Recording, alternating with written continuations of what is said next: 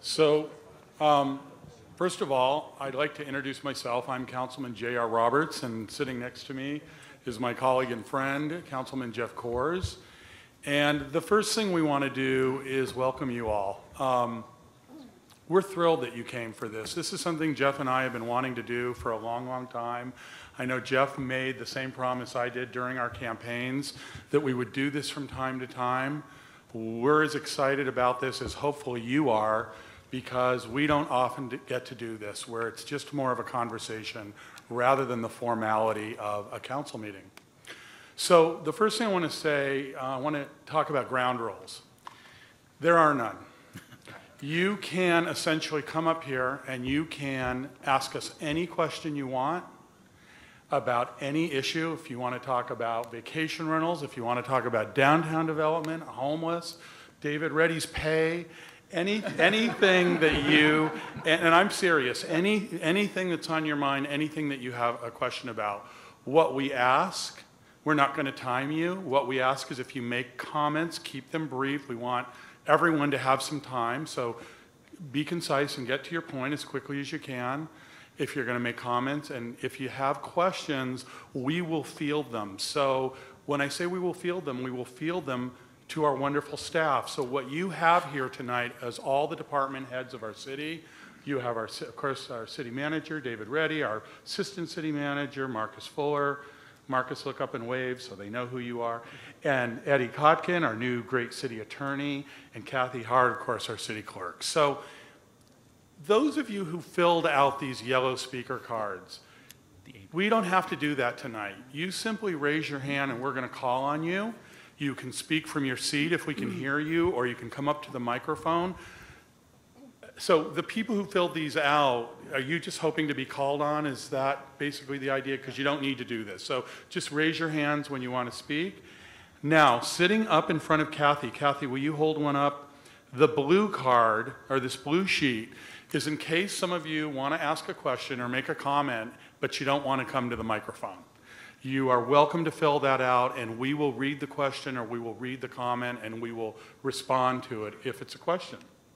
So the way we're going to handle tonight is we are going to, first, we're going to introduce you to the staff. So there's a lot of people that work behind the scenes that you may have never met, and these department heads are going to come up one by one and introduce themselves and give you a very brief description of what their department does. And that way it might help you develop your questions. And then we're just going to start taking questions. And what Jeff and I thought we would do is we figured the questions would probably fade at some point, and we will kind of make a note of topics that keep coming up. So we may pick 2 or 3 topics, and then we will run with those topics a little bit. So any question you ask to start with, if Jeff and I can't answer it, we will field it to the appropriate staff member who will come in and answer your question. Since we didn't plan this, since there's no agenda, they may not be able to answer your question specifically tonight, but what we promise you is if they can't answer your question, they will get back to you directly with a response to your question. We also have our police chief here tonight, we have our fire chief here tonight, we have a lot of other police staff, and so pretty much we can probably answer most things that you talk about, most things you want to talk about. Is there anything you want to add? No, the only other thing is, in addition to questions, right, one of the things we'd love is if you have suggestions. It's a great opportunity to give us and staff ideas. I think both of us, things we've done since we've been on council came from ideas we heard at house parties and at town halls. We don't know unless people tell us. So we hope people have some good ideas. Please share them tonight. It's a great opportunity to do so. I hope you can hear us. There are more seats up front, so feel free to move forward if you want to. And by the way, a great turnout. We're just thrilled. We didn't know if there would be 5 of you or the few hundred that showed up, so we're really glad you're here. Hopefully you all know that at 8 o'clock, we're going to have a regular council meeting tonight, a council meeting that got added, a special council meeting, and obviously you're welcome to stay for that as well. That should be an interesting meeting tonight. I think it's irregular, not regular. Irregular, yeah. So I think what we'll start with is we will start with the great Dr. Reddy. And David, if you could come up, and I think everyone here knows you, but introduce yourself and start your staff off, that would be wonderful. Thank you, council members. Good evening. Thanks for coming. It's great to be in a little more informal setting, and we're here. We want to answer as many questions as we can for you, the staff. So what we'd like to do, because you don't many times get to see who is at City Hall, who are some of our department heads. You don't get to interact with them as often as you do many times, say, like the police chief. So what we thought we would do is ask everyone to come up and just take a minute or less, introduce themselves, and let you know what their function is in their department. So if my department heads would just come and file in. Stacy, let's start with you.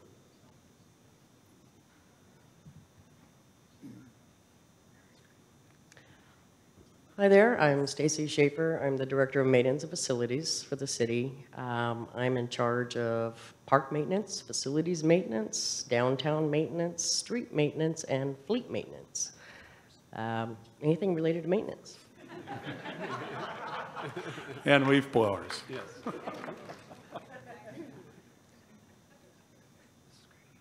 Hi, good evening, everyone. I'm Perry Madison, Director of Human Resources.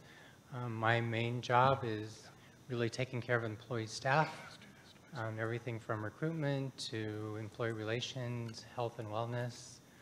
But it's really just being there for employees and staff and all of our directors, and really just helping them get through the day and the resources that we really help take care of the city and the needs, and being there for the employees. So welcome. Thank you. Did you hear that? Can you hear him? Everybody heard that okay? Okay, perfect.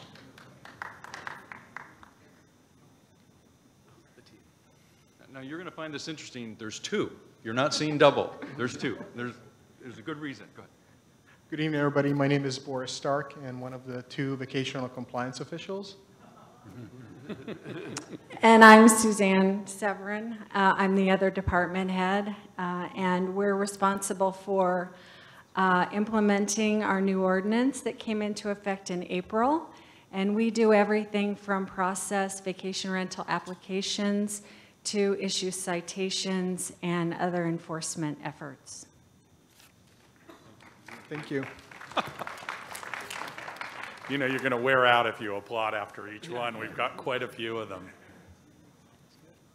Good evening. I'm Craig Gladders. I am the Procurement and Contracting Manager for the city. I have a small staff of 3 people, and basically we support all of the departments in helping them acquire the goods and services that they need to basically function and provide what you need. So that goes from police cars to supporting the airport on projects to public works. Every department head in the city needs to get things done, and those projects come through our offices, and we do the requests for proposals and the invitations for bids and processing contracts with the city attorney. So that's what we do. In essence, the city could not function without what he does every day. Thank you. Harriet, come on up. He has a great job. He buys stuff all day. Hi, my name is Harriet Barron, and I'm the Director of Resource Development for the city. I'm a fairly new arrival to the staff. I've been there about 3 months in a new position, and I'm charged with sourcing alternative sources of revenue for the city, predominantly through sponsorships, grants, and public-private partnerships. So glad and grateful to be here.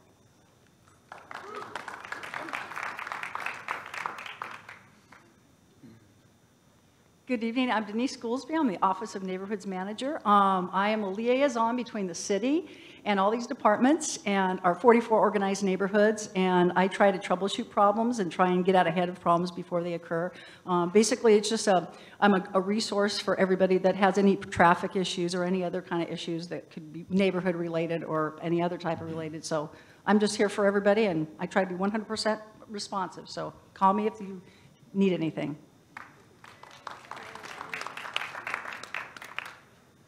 Hello, everyone. I'm Tom Nolan, the Executive Director of the airport, Palm Springs International. I've been with the city of Palm Springs for 10 wonderful years, and I'm essentially, in general terms, responsible for managing the airport. So if you're planning a trip, be happy to see you afterwards, and we'll set something up for you.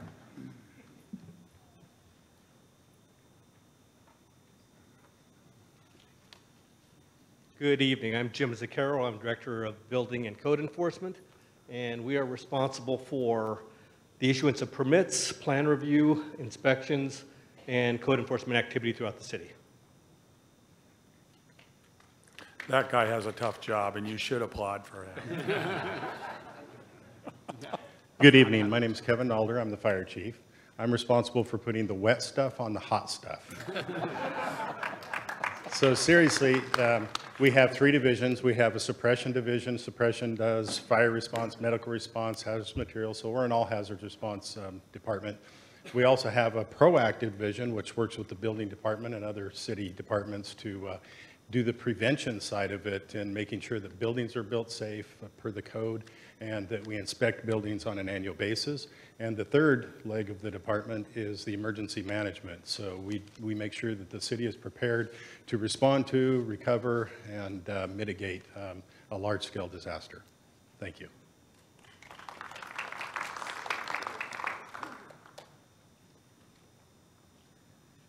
Good evening, everyone. Brian Reyes, your Palm Springs Police Chief. I'm responsible for the public safety of this tremendous city of Palm Springs.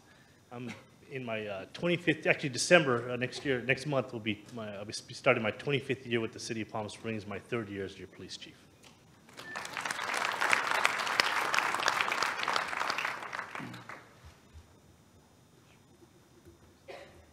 Hi, everyone. I'm Amy Blaisdell. I'm the Public Information Officer and Communications Director for the city, and as far as I'm concerned, I have one of the best jobs. I get to tell everyone about all the great stuff happening in the city, and there's a lot.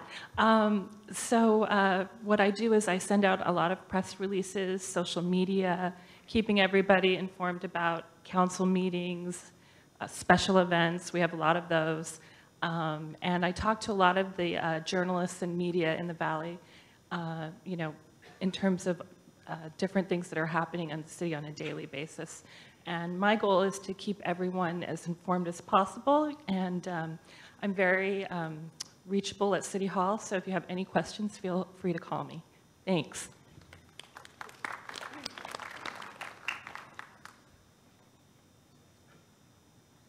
Hi, everybody. I'm Jeannie Kays. I am the City Librarian, Director of Library Services, and I oversee the main library at Sunrise, and I also oversee operations of the Wellwood Murray Memorial Library. And we're always happy to have you come see us and check us out online, palmspringslibrary.org.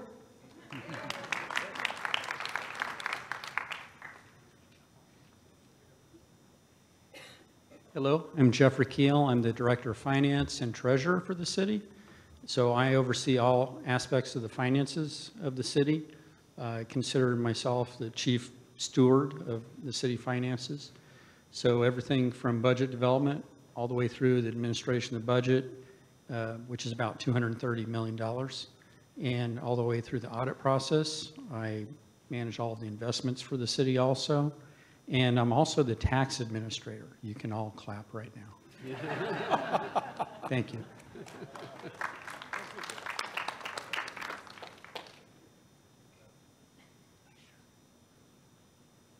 Nice shirt. Nice shirt.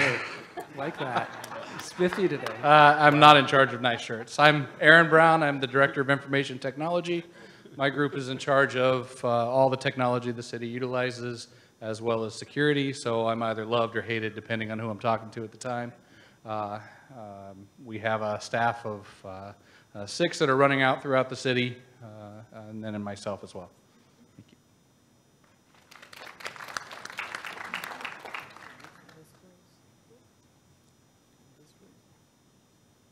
Good evening, everyone. My name is Vicki Olteen. I am the Director of Parks and Recreation for the City of Palm Springs. And my department's task is providing all recreational programs for the city, from summer camps to karate classes, gymnastics classes, the swim center. I have 2 other community centers, Demuth Community Center, where we have basketball leagues, and we have pickleball, which is a big thing right now if you're not familiar with pickleball. James O. Jesse Unity Center out at the Desert Highland. Their community center has a lot of activities they have going on out there. And overseeing activities in the park. Village Fest falls under my department and also does all the special events, including the last 3 parades you've seen and another parade coming up this weekend. So, thank you. Now, several of the department heads who you get to see more often are joining us here, and let me start with Marcus Fuller, who is my assistant city manager, has a wide range of duties, and he helps me keep the operations daily. So Marcus, why don't you give us a moment? Oh, Marcus, come on up. They never get to see you. Come on up. Good evening, everyone. Some of them haven't stated it, but they've worked for the city for a long time, and some of us do live here, and I'm one of those that live and work and play in this beautiful city, so we're very invested in what happens in the city. I first joined the city in 1999. I had a brief hiatus to the city of Rialto for 2.5 years, but returned 3 years ago, and I'm happy to be a part of this organization. As David said, I try to my best to give David as much assistance in every area of the city, but my background was public works and engineering, and my focus is really assisting in all areas of development services, which includes public works and engineering, planning, economic development, building and safety, and other areas. So I'm happy to help, and I try to be as responsive as I can, so feel free to email or call, and I'll reach out to you as best I can. Thank you. And a newer member of the team, Eddie Kotkin, our city attorney.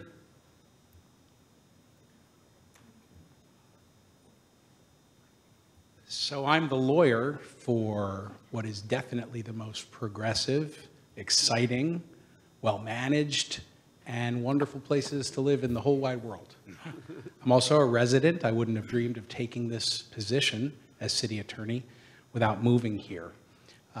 This is a wonderful community. I've never been a part of something so vibrant in terms of we're almost a living, breathing organism, it seems. I do a lot of things for the city. It's a busy job. It's a little like drinking from a fire hose. I oversee litigation, I oversee transactions, and I oversee operations from a legal vantage point.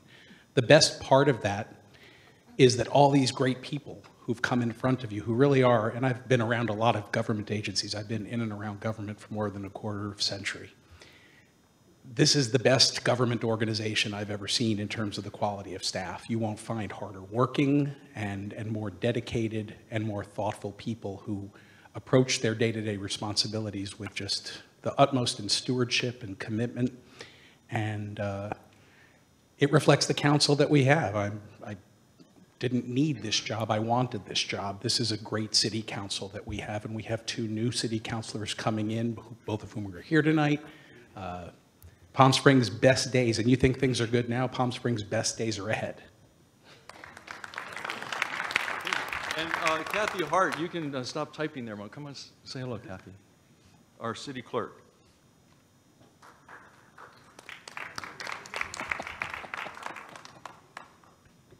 Good evening. My name is Kathy Hart, and the Office of the City Clerk doesn't do anything really sexy or exciting. We put together your agendas, we post notices, we manage the election activities within the city, we process agreements for signature that has been approved by council. We file things, such as, like I said, we don't do anything really sexy. But no, we file things with FPPC, we file things with the county, we file things with the state. So we also manage the delivery of mail. We just kind of do little things that help everybody else do their job. And the final few, sitting up higher, you can see them on the end. Thomas Garcia, our city engineer. Tom Garcia, City Engineer and Director of Engineering Services. We manage our capital improvement program in the city, traffic, which everyone loves, the wastewater treatment plant, and stormwater. And we also dabble a bit in development services, assisting planning and development on engineering conditions. Jay, Economic Development. Good evening, everyone. Jay Verrata, Director of Community and Economic Development. We have a wide variety of activities in our department. One of them is overseeing, and well, not overseeing, but working with some of the city's commissions, such as Human Rights, Public Arts, sustainability and recycling. So it's a pretty full plate. It's always exciting and interesting. We oversee some of the city's housing programs, community development block grant funded projects. So we're doing quite a bit in community and economic development. Thank you all. And I'd like to introduce next Cindy Cairns, who is a special assistant to the city mayor, to the city manager. Now Cindy sort of had a meteoric rise in the organization. She helps keep the glue going in city government. She's an amazing help. Cindy, tell us a little bit about what you do every day. I could talk for an hour. You're much better than I am. Cindy Cairns, Special Assistant City Manager. Welcome, everybody. I assist David with whatever he needs. I respond to inquiries, concerns, solve problems, hopefully in a satisfactory manner to everybody. We certainly try to do that every day. So just happy to be here. Glad to see all of you. And last but not least, the person who gets the most face time at city council meetings, everyone wants to talk to him more than anyone else, the director of the planning department, Mr. Flynn Fagg. I'll be very brief, since again, you do see me quite often. I'm Flynn Fagg. I am the Director of Planning Services. We are responsible for land use, zoning, the general plan, and historic preservation, topics which are never controversial here in the city of Palm Springs. And I would just say in closing that everyone that you met, this is an amazing team. And you know, the police and fire chief and those people who deliver services we're connected to, we see them, we have emotional needs, connections to them when we need them. But behind the scenes in personnel and in procurement and in the street department and at the counter, the rest of the city government can't function without those kinds of functions happening at City Hall that you don't see. And so I'd like to give a round of applause to the great team, the amazing team that help us every day. Thank you. Okay, thank you, David. So pretty good-looking staff, don't you think? I'm kind of impressed with them. Is that Yeah. sexual harassment? Did I just cross the line? You're always at the line. Oh, okay. Hey, before we go forward, just a couple things. One, because I see it, there are a lot of people here who are volunteer a ton of time on city commissions and boards, and it makes such a difference for our city. I just want you to raise your hands, people who are serving those capacities, so we can thank you, because it's really appreciated. We also want to acknowledge a few other people. We have a few council members. I see Councilman Chris Mills in the back of the room. Hi, Chris. And I don't know, is the mayor here? And soon to be. He's probably not here yet. I know there's a few other events. We also have our new council-elect here. Don't sit down so fast, Lisa. So Lisa Middleton, everybody, who will be joining the council in another week. We also have Christy in the house. Right in front of me. Christy Holstead. And hey, Jamie, turn around. Did you ever wonder who runs the convention center? It's that guy standing in the back of the room. That's Jamie. And if you haven't met Christy's husband, he's also standing in the back of the room. That good-looking young guy, Adam, back there. Hi, Adam. Okay, so without further ado, we're just going to fire right into questions. Come. Okay, he's talking. You come up, and just come right up one after the other. Does this one work efficiently? Yeah. All right. How many comments am I allowed? Well, we'll let you know when it's okay. Too far. How's that? We're going to we're going to let you go until the audience. We're going to let the audience. Okay, Gary. Does that work? Okay. Gary Kalb. I live on Tamarisk.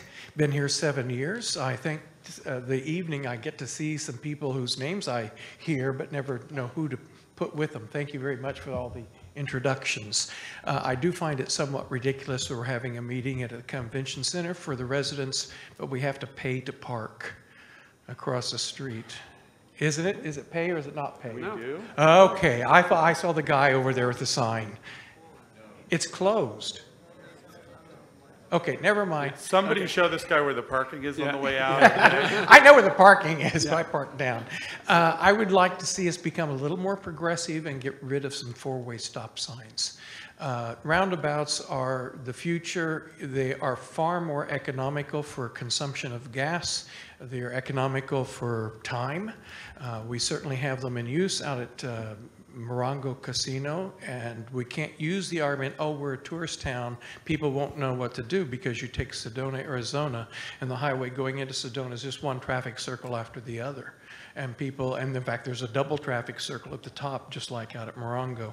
So someplace like Caballeros and Alejo, that's a perfect place where a small traffic circle could be put in and the traffic be kept moving around the circle. It's very simple. If somebody's in the circle heading towards you, don't enter. If nobody's there, you enter the traffic circle and just keep on going. So you'll be happy to know, by the way, that we're planning our first traffic signal, aren't we, Marcus? So you know, hopefully most of you know that we're going to make Indian two-way all the way now. So we're going to allow Indian to be a traffic relief. Right. And so the first place we're going to put in a circle is up there by where Revivals is, that intersection. Yeah.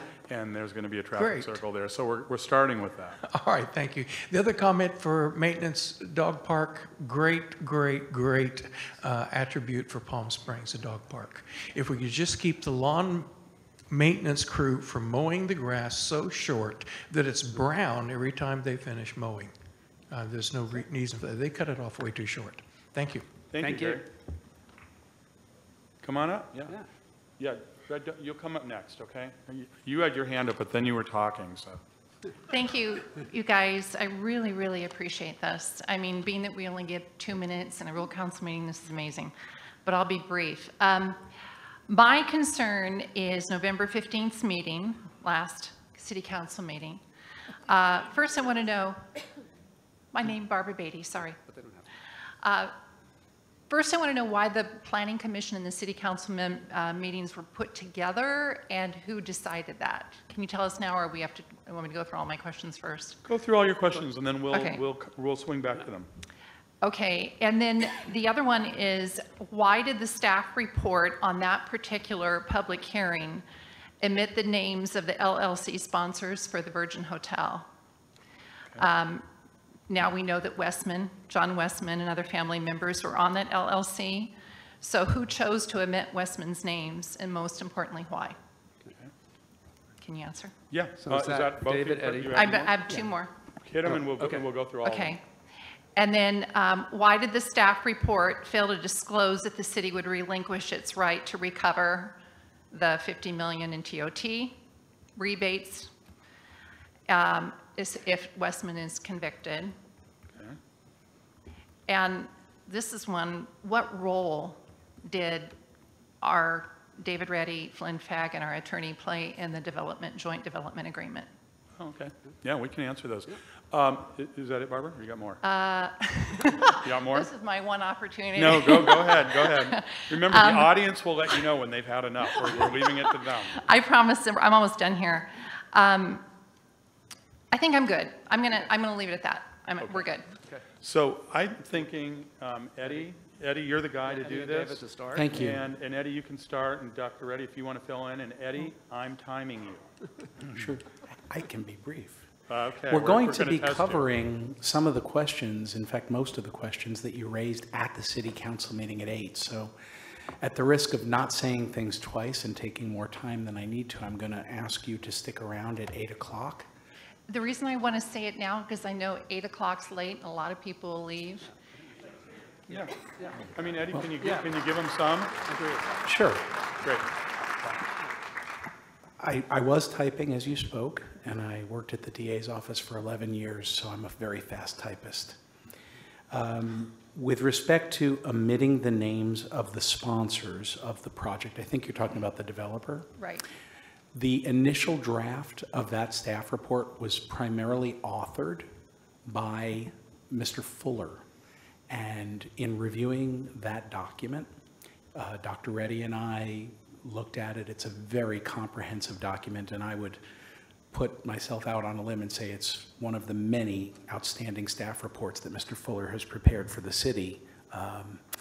It had a very short section that specifically addressed the management of the LLC.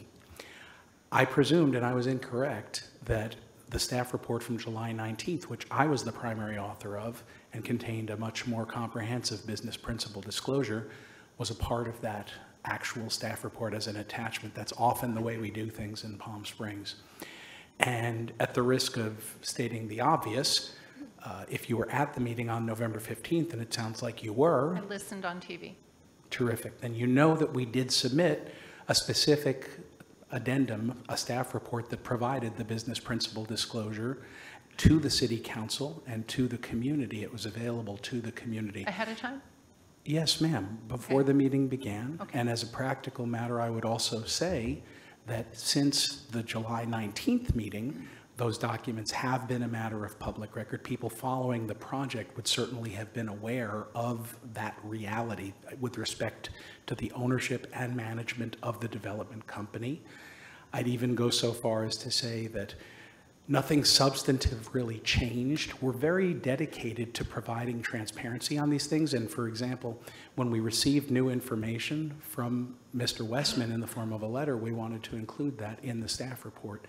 There's no effort under any circumstances, certainly in my experience here in Palm Springs, to ever put anything in a place where it can't be seen by the public. We're very dedicated to transparency. In fact, I would say this is probably one of the most ethical organizations I've ever seen. There's been apparently quite a bit of commentary on social media with respect to this issue.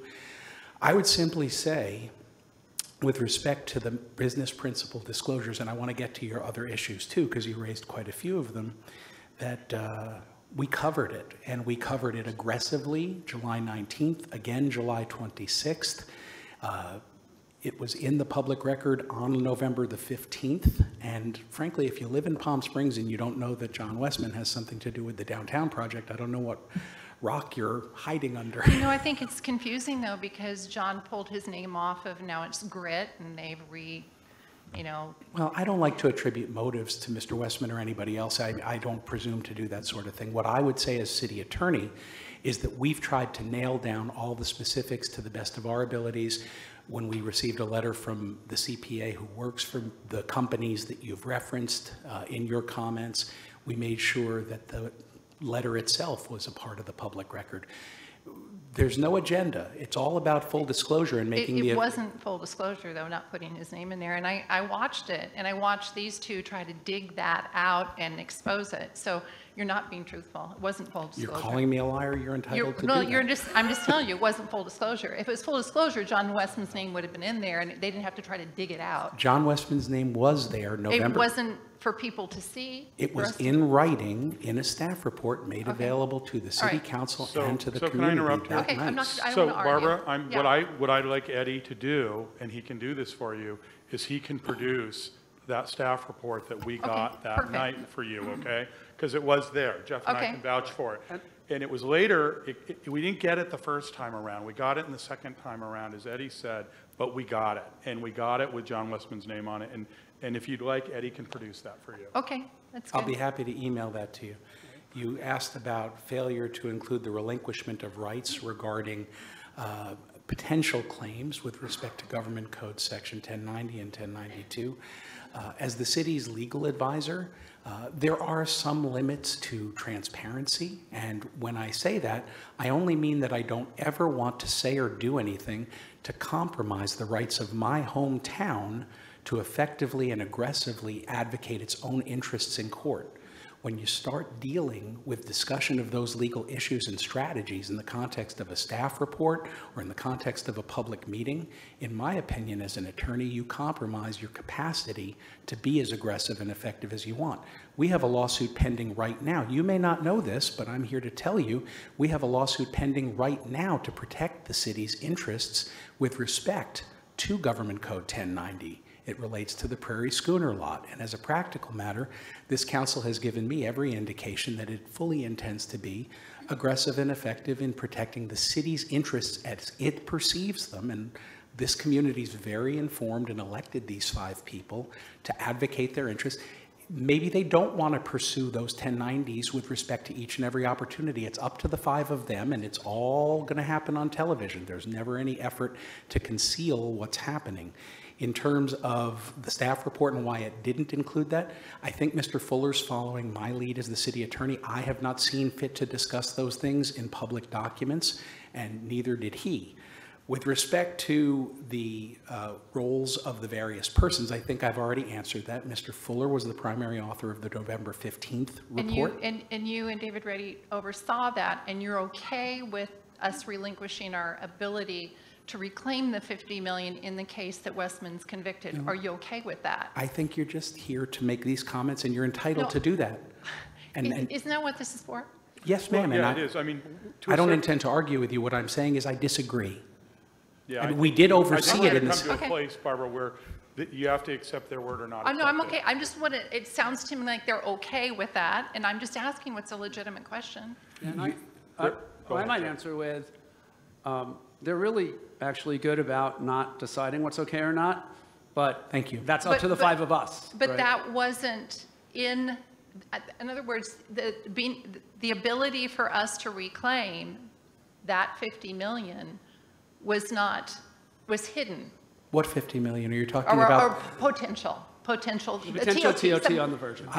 No, I was trying to make a point. There's no 50 million Well, until the Virgin potentially over gets 30 built. years of 75% on the TOT. So Barbara, let's bring it back. It's about the 1090 section. Barbara's saying that the loss of the 1090 section is what she's referring to. There's a capacity, a potentiality for the city to recover that money. That's not a sure thing. And I would add, and this is really important, that money doesn't exist and will not exist unless a Virgin Hotel or some other similar commercial transient occupancy tax generating building gets constructed there. So if we get the Virgin, then there is a potential for that. And if we don't, then there's no potential for that. Is it true, though, that we're told by Michael Braun that we can't get the Virgin unless we have that development agreement where we can relinquish our rights? Michael Braun's sitting here, and if he wants to speak, he'll probably do so. I want to do this, Barbara. He's answering your questions, and I'm sure there's going to be more on this. I'll go. But I want you to know that the reason I need to cut this short, because we have more questions, Yeah. this entire thing is going to be discussed tonight. It's Okay. on our agenda. So your questions, we've got. They will be answered again tonight. One question you asked that didn't get answered. Whose idea was it to bring the Planning Commission and the City Council together? It was my idea.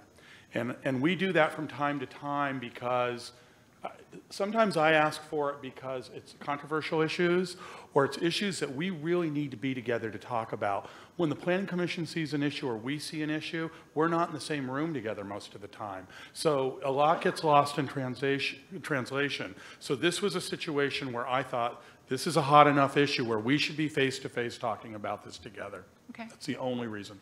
That's good. Okay? Yeah. Well, wait. Red's been waiting, guys. Let's let him come on up. Okay. Well, you'll come right after him, okay? Red, come on up. Okay. Okay. Is it I?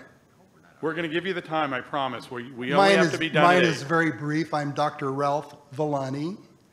I'm a retired educator. I've served on the Riverside County Board of Education and a similar position in Santa Monica. I'm an 87-year-old retired educator, so some of these things aren't really relevant to me, however they are to many individuals. I live on San Lorenzo Road, have been here since 1993.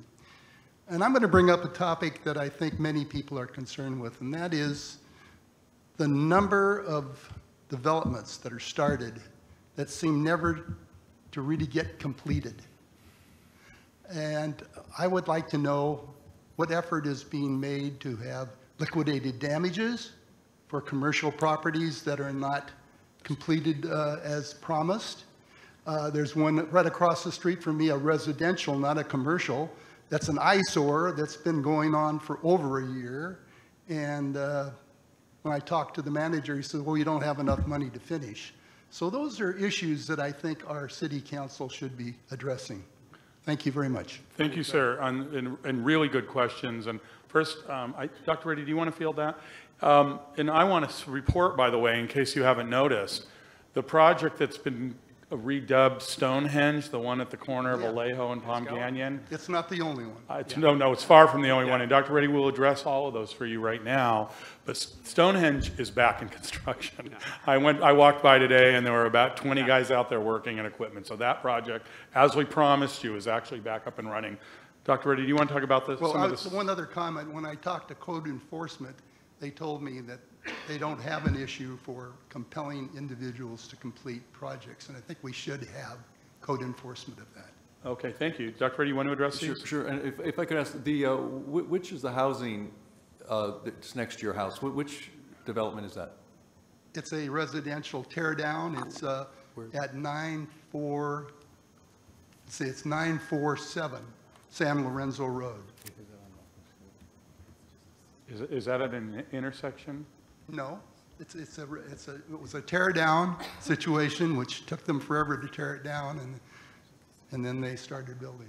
But it's taken well over a year. And you're saying the project's slow or stalled or? I don't know what it is. It's stalled because they have parked cars without tires on the. It's an eyesore, to tell you the truth, and it's upsetting to all the neighbors in that area. If there was a part of your approval that you had to complete by a certain time or face liquidated damages, I think we could get rid of a lot of that. So I think to answer your question, and this is a single-family home, correct? It's not a large housing development? Yeah, Okay. that one So is, single but family. I think the same issues apply to commercial development. So two things. I'll answer on the larger developments. Clearly, we want them to start and finish.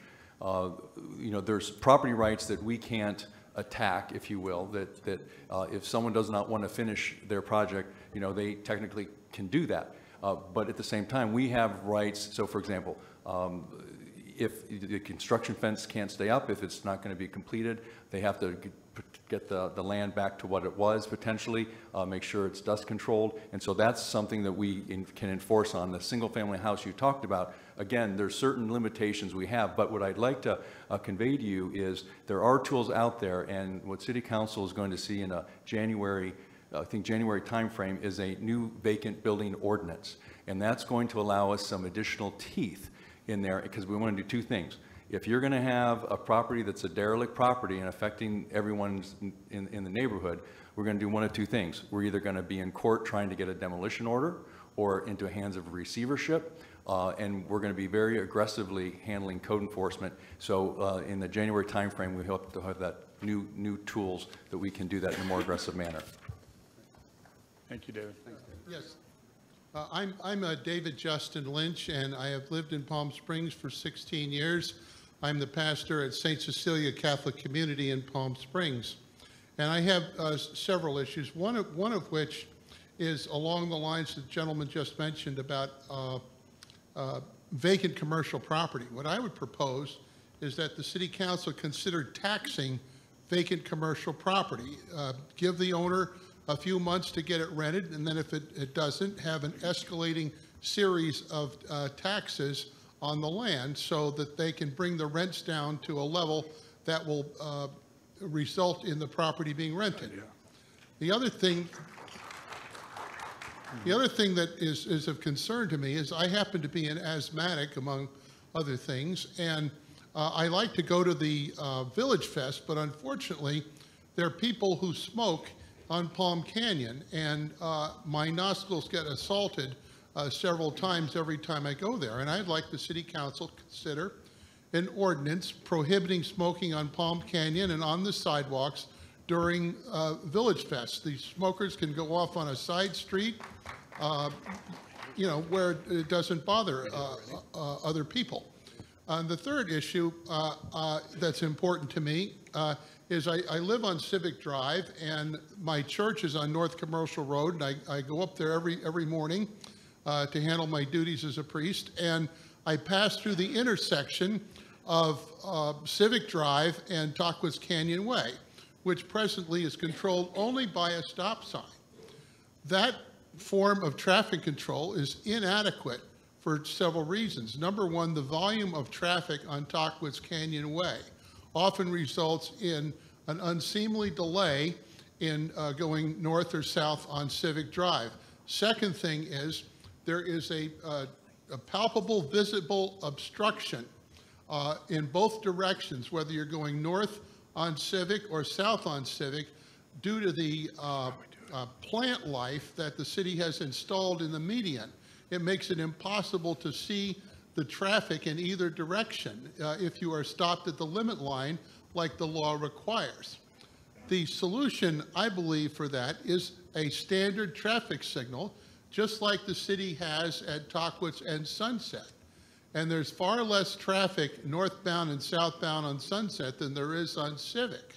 Yet that particular intersection merits a traffic light, whereas the one at Civic does not. And I would like the city to undertake a serious design and study to put a traffic signal at Civic and Tockwitz. It also impacts the dog park.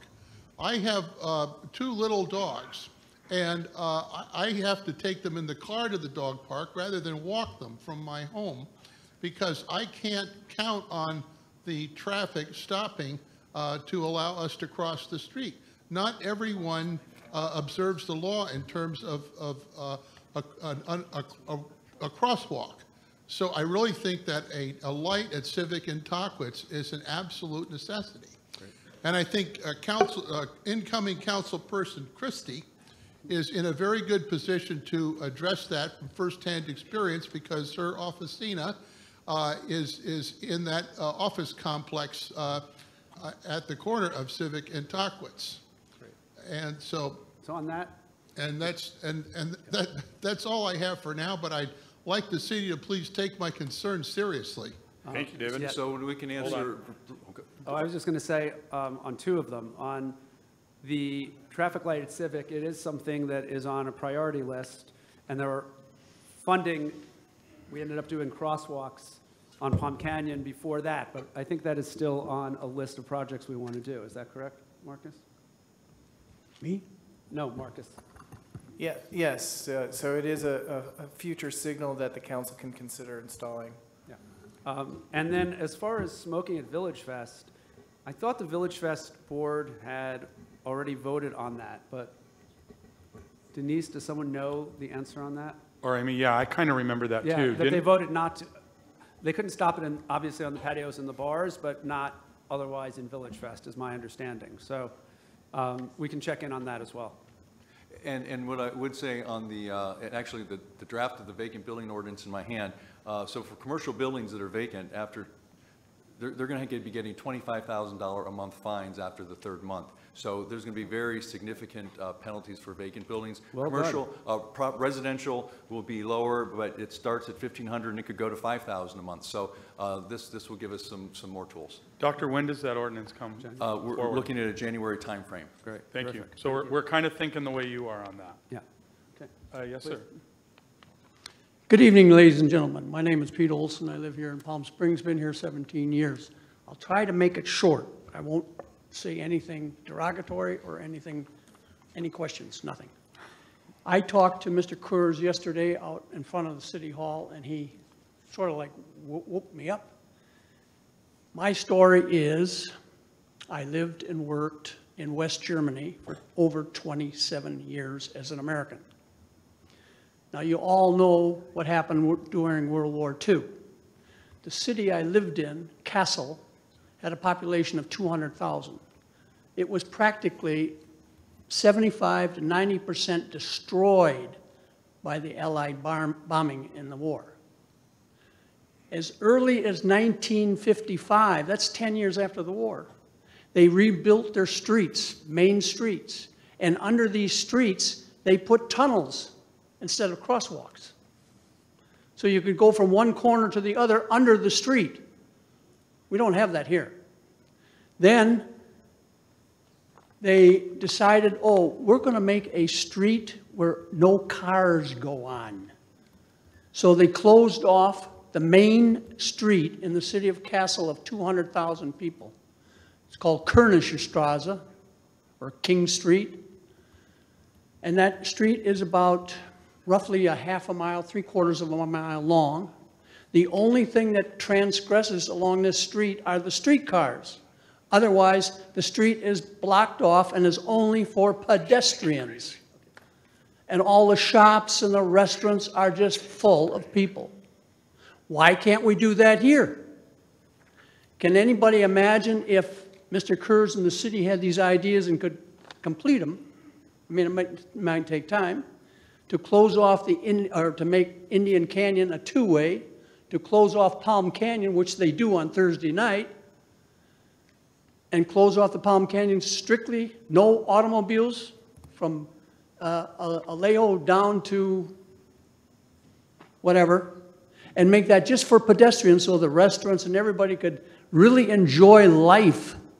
Can you imagine what the tourists would come to this city? There'd be so many tourists they couldn't even handle them all. That's all I have to say. Thank you. Pete, thank you. That's a really interesting idea. Thank you. Trying to stay ready. You finally ready? Okay, get up here. I figured it'd just be just as easy to be patient. Thank you, sir. As always, anything I say up here, just my personal opinion. I don't represent anybody but me. We got our armor on tonight, Red, so come on. Yeah. Fact is, though, I'm a voter in Palm Springs. So that means I do have a reason to have an opinion, and my opinion counts. I'd like to congratulate Councilman Coors, excuse me, I always pronounce that wrong, for your post on Facebook. It was about a page long, but it really explained things, and it's what gave me the incentive to stand up here tonight and talk. What my subject is the council meeting that's following this one, or they like to call it, let's see, a continuation meeting. That's politicalese for we're going to duck the process and do what we feel like. This is my opinion. The outgoing member is going to have one last shot at getting their name on a decision for this city, or more than one, actually.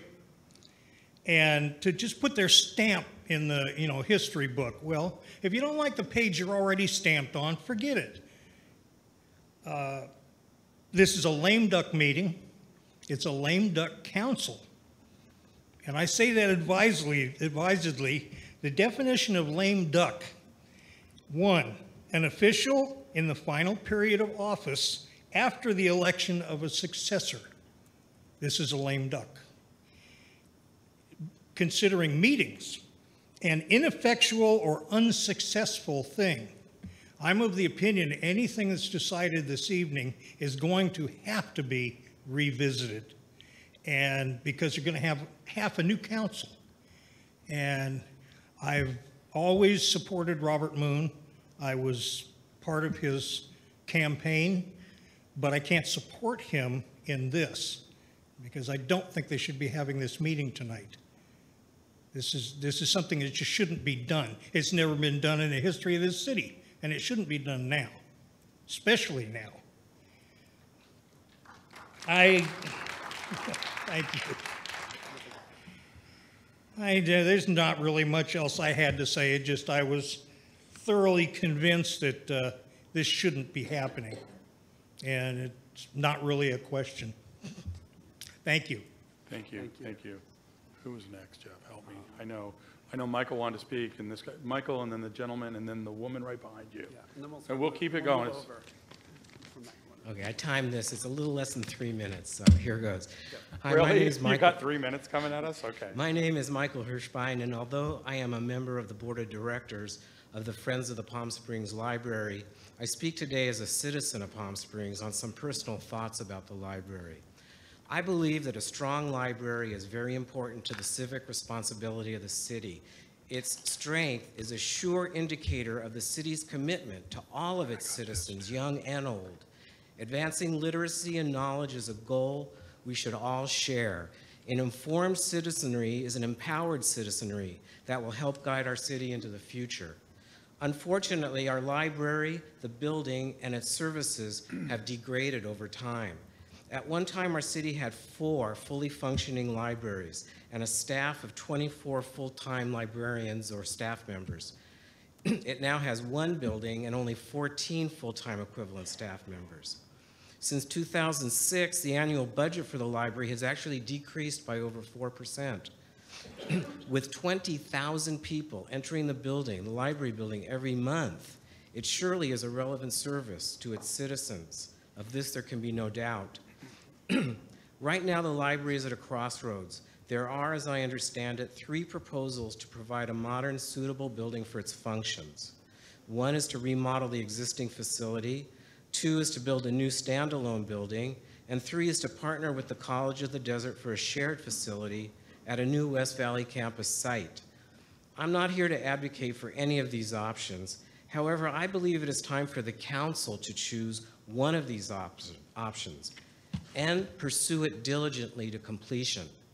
That choice must take into account any and all roadblocks that would inhibit a timely completion. As regards staffing levels, I want to relate to you my experience as it pertains to this. When I lived in Los Angeles, I volunteered in an adult literacy program for the library there. When I moved to Palm Springs, I sought the same opportunity here, but was really disappointed to learn that there is not one single adult literacy program in the entire Coachella Valley. And as I was told, that strictly due to lack of staff, our library cannot offer this service. Surely, an adult literacy program would benefit our community in so many ways, not the least of which would be as an aid in reducing homelessness. This is just one example of an unmet need enforced by current staffing levels.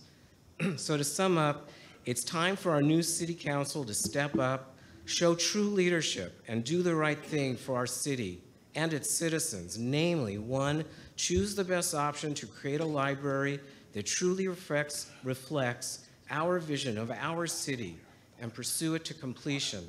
And 2, increase library staffing funding to add needed services. Thank you. Thank you, Michael. Michael is a planning commissioner also.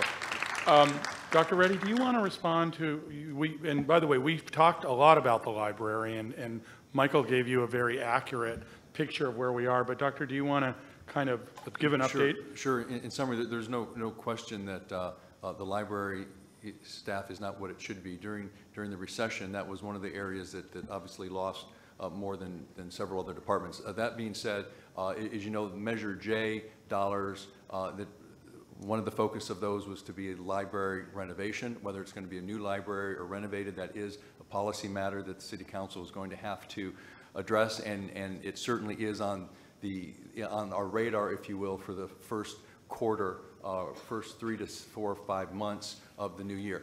That being said, there is discussion potentially of doing a joint partnership with the College of the Desert if they proceed with their campus. So that's a possibility as well. So that issue will be coming before the new council, and the discussion, I think, needs to begin sooner than later.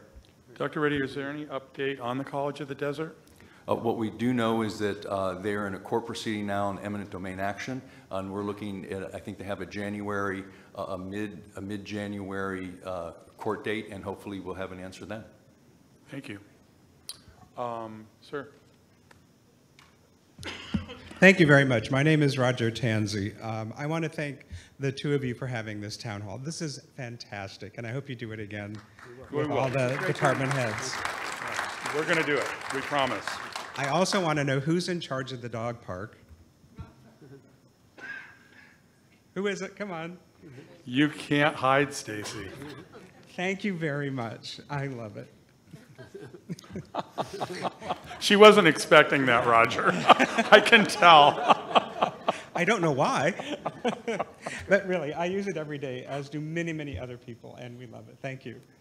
I have, I think, about 3 questions. Yeah. You want me just to go through them? Go. And I also want to thank the 2 of you for your votes on November 15th concerning the Virgin Project and the TOT issue. There was a study that I saw Kaiser, is it Marsden or Marsden did? Mm-hmm. And it showed that was it 30 years, 75% over 30 years? That was the highest in the entire state. That's actually my question. From the study, it looked like that was the highest in the entire state. The usual was like 10%. Yeah, fill that out, Roger, because they don't know what you're talking about. Oh. Well, why don't you guys explain it? Sure. So the hotel incentive program that existed, we're not doing it with new hotels anymore, shares the TOT for new hotels. For new 4-star, quote-unquote, luxury hotels, what the ordinance says is it's 75% over for the first 30 years of their operation, up to $50 million. They get 75%, we get 25%.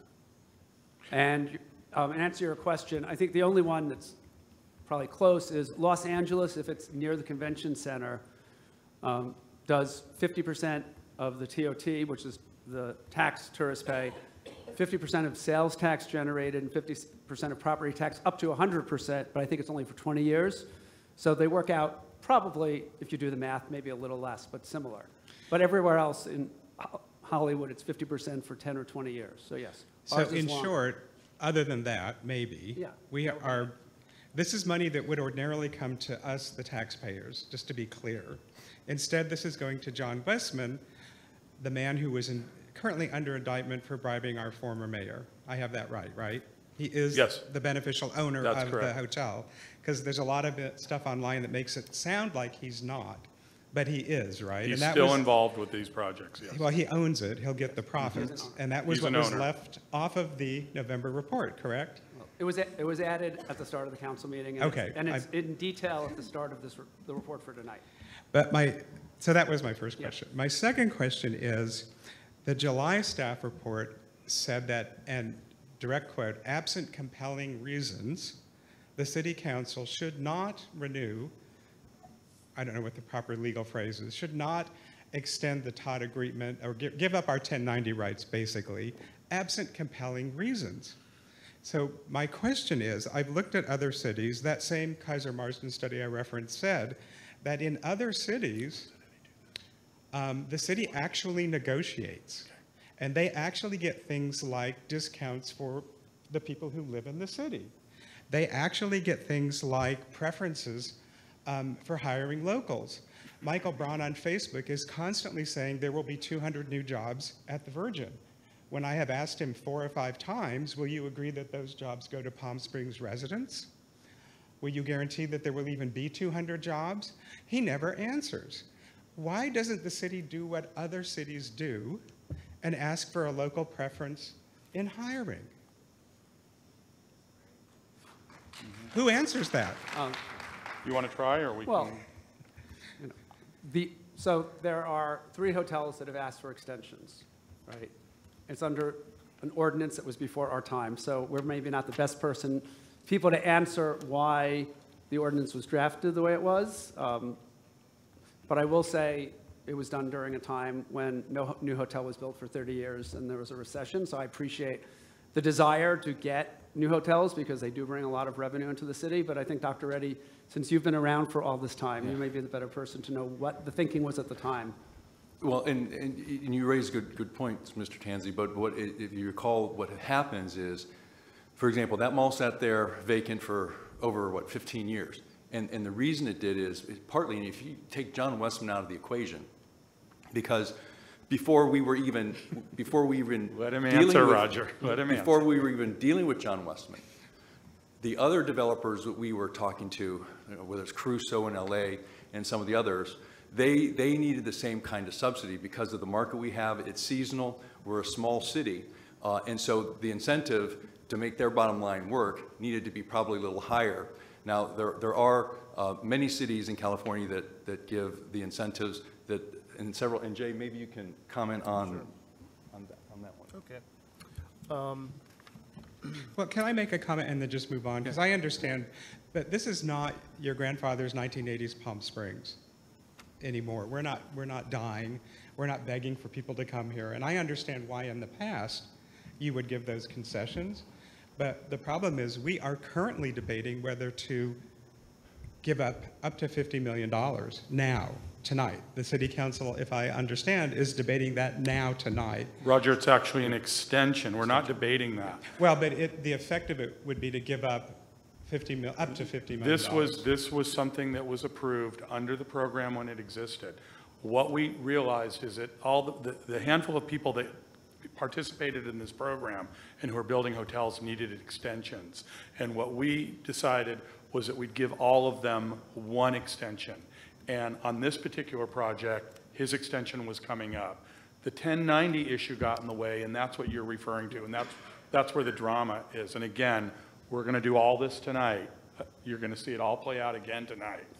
And the only one thing, Roger, that I would say is what was really driving this for the councils and what I've worked with over the years is that even if they got the 50 million, and it probably wouldn't, in Kimpton's case, it won't reach that high, but even if they did, if they get that 50 million, the city's going to get 150. Plus the school district and the college district is going to get even more than that because they get more of that tax revenue, and that's property tax and sales tax, and then we will get a portion of the TOT. So that is the public value that's generated for the city. I understand that, but I'm a public defender. My entire day, Monday through Friday, is spent negotiating. If you don't ask, you don't get. Other cities ask for the residents of their cities to have discounts at the hotels and restaurants being built. Cathedral City does. Why can't you? If you don't ask, you won't get it. Yeah, and those are all policy decisions that could be asked, yes. And I'm not blaming you, I'm just worked up. Yeah. My last question, and if I could just make a closing statement very briefly, and then answer my last question, which is, if the City Council tonight approves the agreement, could the new council rescind it? I'll let the city attorney answer, but this is being done as an ordinance, so it won't take effect until a little more than 30 days, because it has to, I think, go to the county, right? Is that correct, David? Correct. Yeah. So the answer would be, Eddie? Eddie, do you want to respond to that? Any ordinance that isn't an urgency ordinance or an interim urgency ordinance, exactly as you just heard a moment ago, doesn't become effective for 30 days after the second reading. So the effective date, if the city council adopts the ordinance tonight in any form, will be 30 days after today. Thank you. And Yes. I would just like... But wait, the question didn't get answered. Can it be rescinded? Oh, Well, I think he said yes. Yeah, he said any Did you say ordinance it, can be or rescinded. you're saying And any ordinance can be undone. There are potentially significant legal consequences for doing something like that. Well, thank you, and I didn't mean to blame you, David, if it sounded like it. No, it's happy to have I just want to close by saying I was a member of the Palm Springs Ethics and Transparency Task Force. What happened on the 15th to me is morally reprehensible. I supported Measure D. If I had known that the City Council was going to vote to give John Westman up to $50 million, I don't think I would have supported Measure D, because I would have said, you know what, you can go get the money from him. And thank you. Thank you, Roger. You are a litigator, Roger. Yeah. That was a closing This statement. woman was up next, and then you can come up right after, okay? Hello, I'm Kara Van Dyke. I'm the publicist with the Palm Canyon Theater. We're a nonprofit organization now in our 21st season of producing classic plays, musicals, and concerts in the historic Francis S. Stevens School. We are very proud of the history that this local producing theater has created in our beautiful city. We love our location, which was extensively renovated with private funds through the Lane family in 1997. And since then, with the help of folks like Harold Matzner, the Palm Springs International Film Festival, the Supples, and the Berger Foundation, and many other local donors, we've continued to grow. At the beginning of our season, we sent each of the city council members invitations to come and see a show at the Palm Canyon Theater, because as you know, the Palm Canyon Theater is housed in Francis Stevens School, and it is owned by the city. So. One reason I'm here tonight is to continue to invite you to come and see our magic being produced at this beautiful performing arts venue. And we'd like to further extend the invitation to you as well as the newly elected city council members and city staff to come. We just came off of a huge successful run of Priscilla, Queen of the Desert. We had 4 weeks with sold-out shows in our 200-seat theater with standing ovations at every single performance. So, again, no. Oh. Yeah. No, thank you. And this Friday we open May, and then we continue all the way through July. So we hope to see you all there very soon.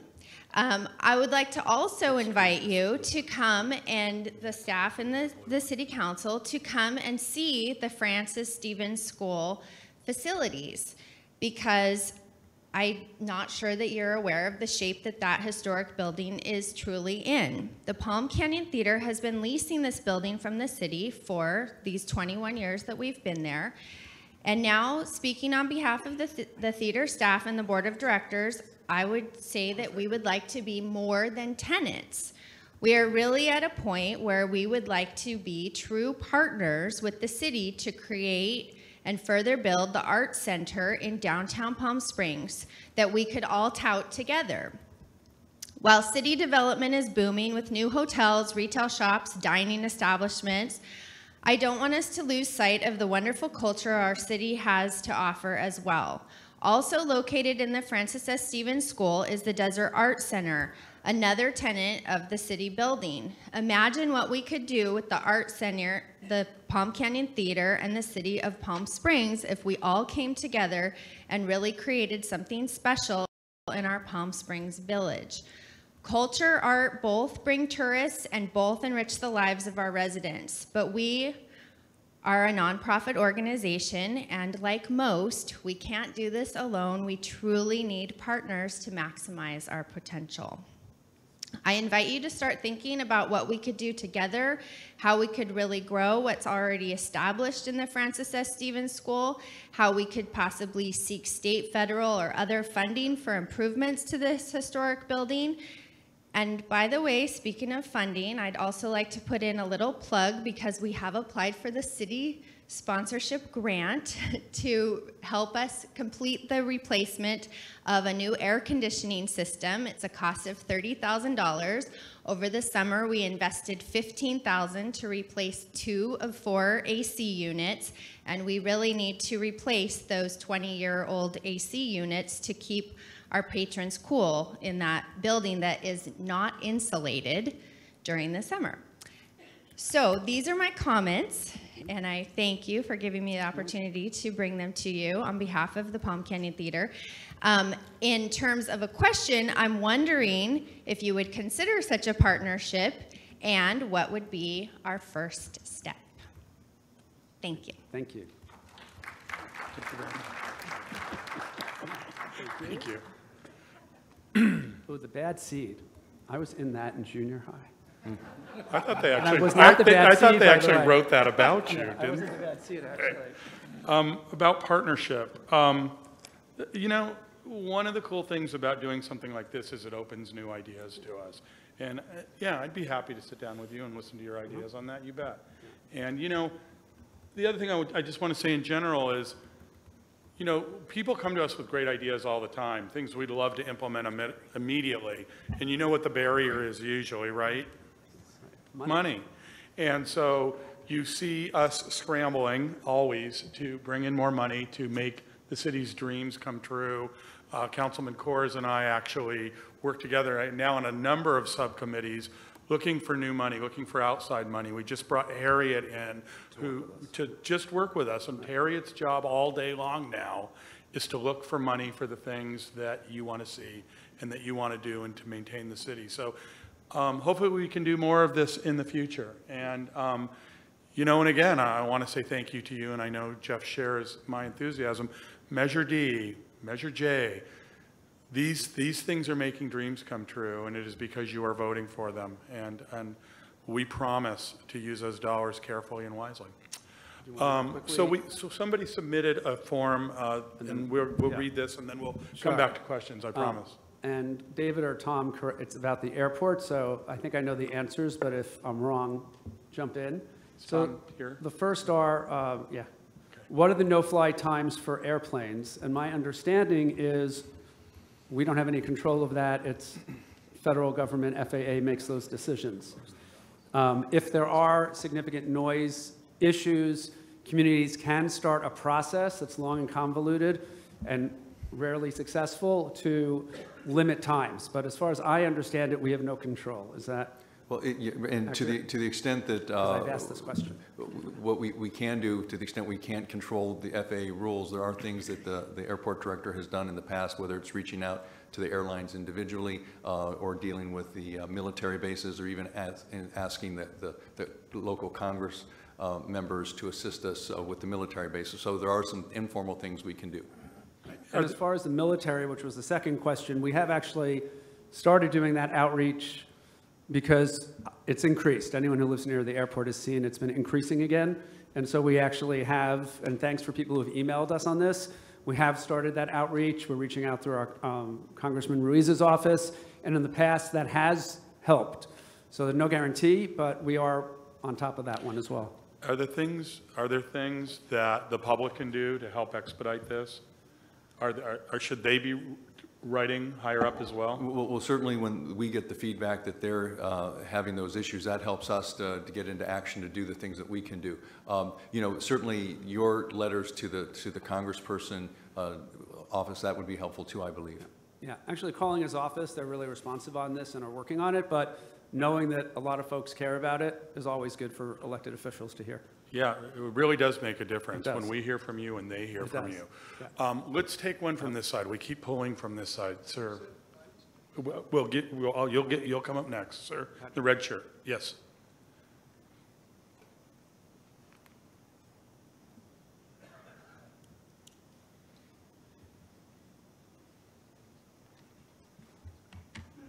Hello, my name's Patrick Weiss. I'm a resident here in Palm Springs.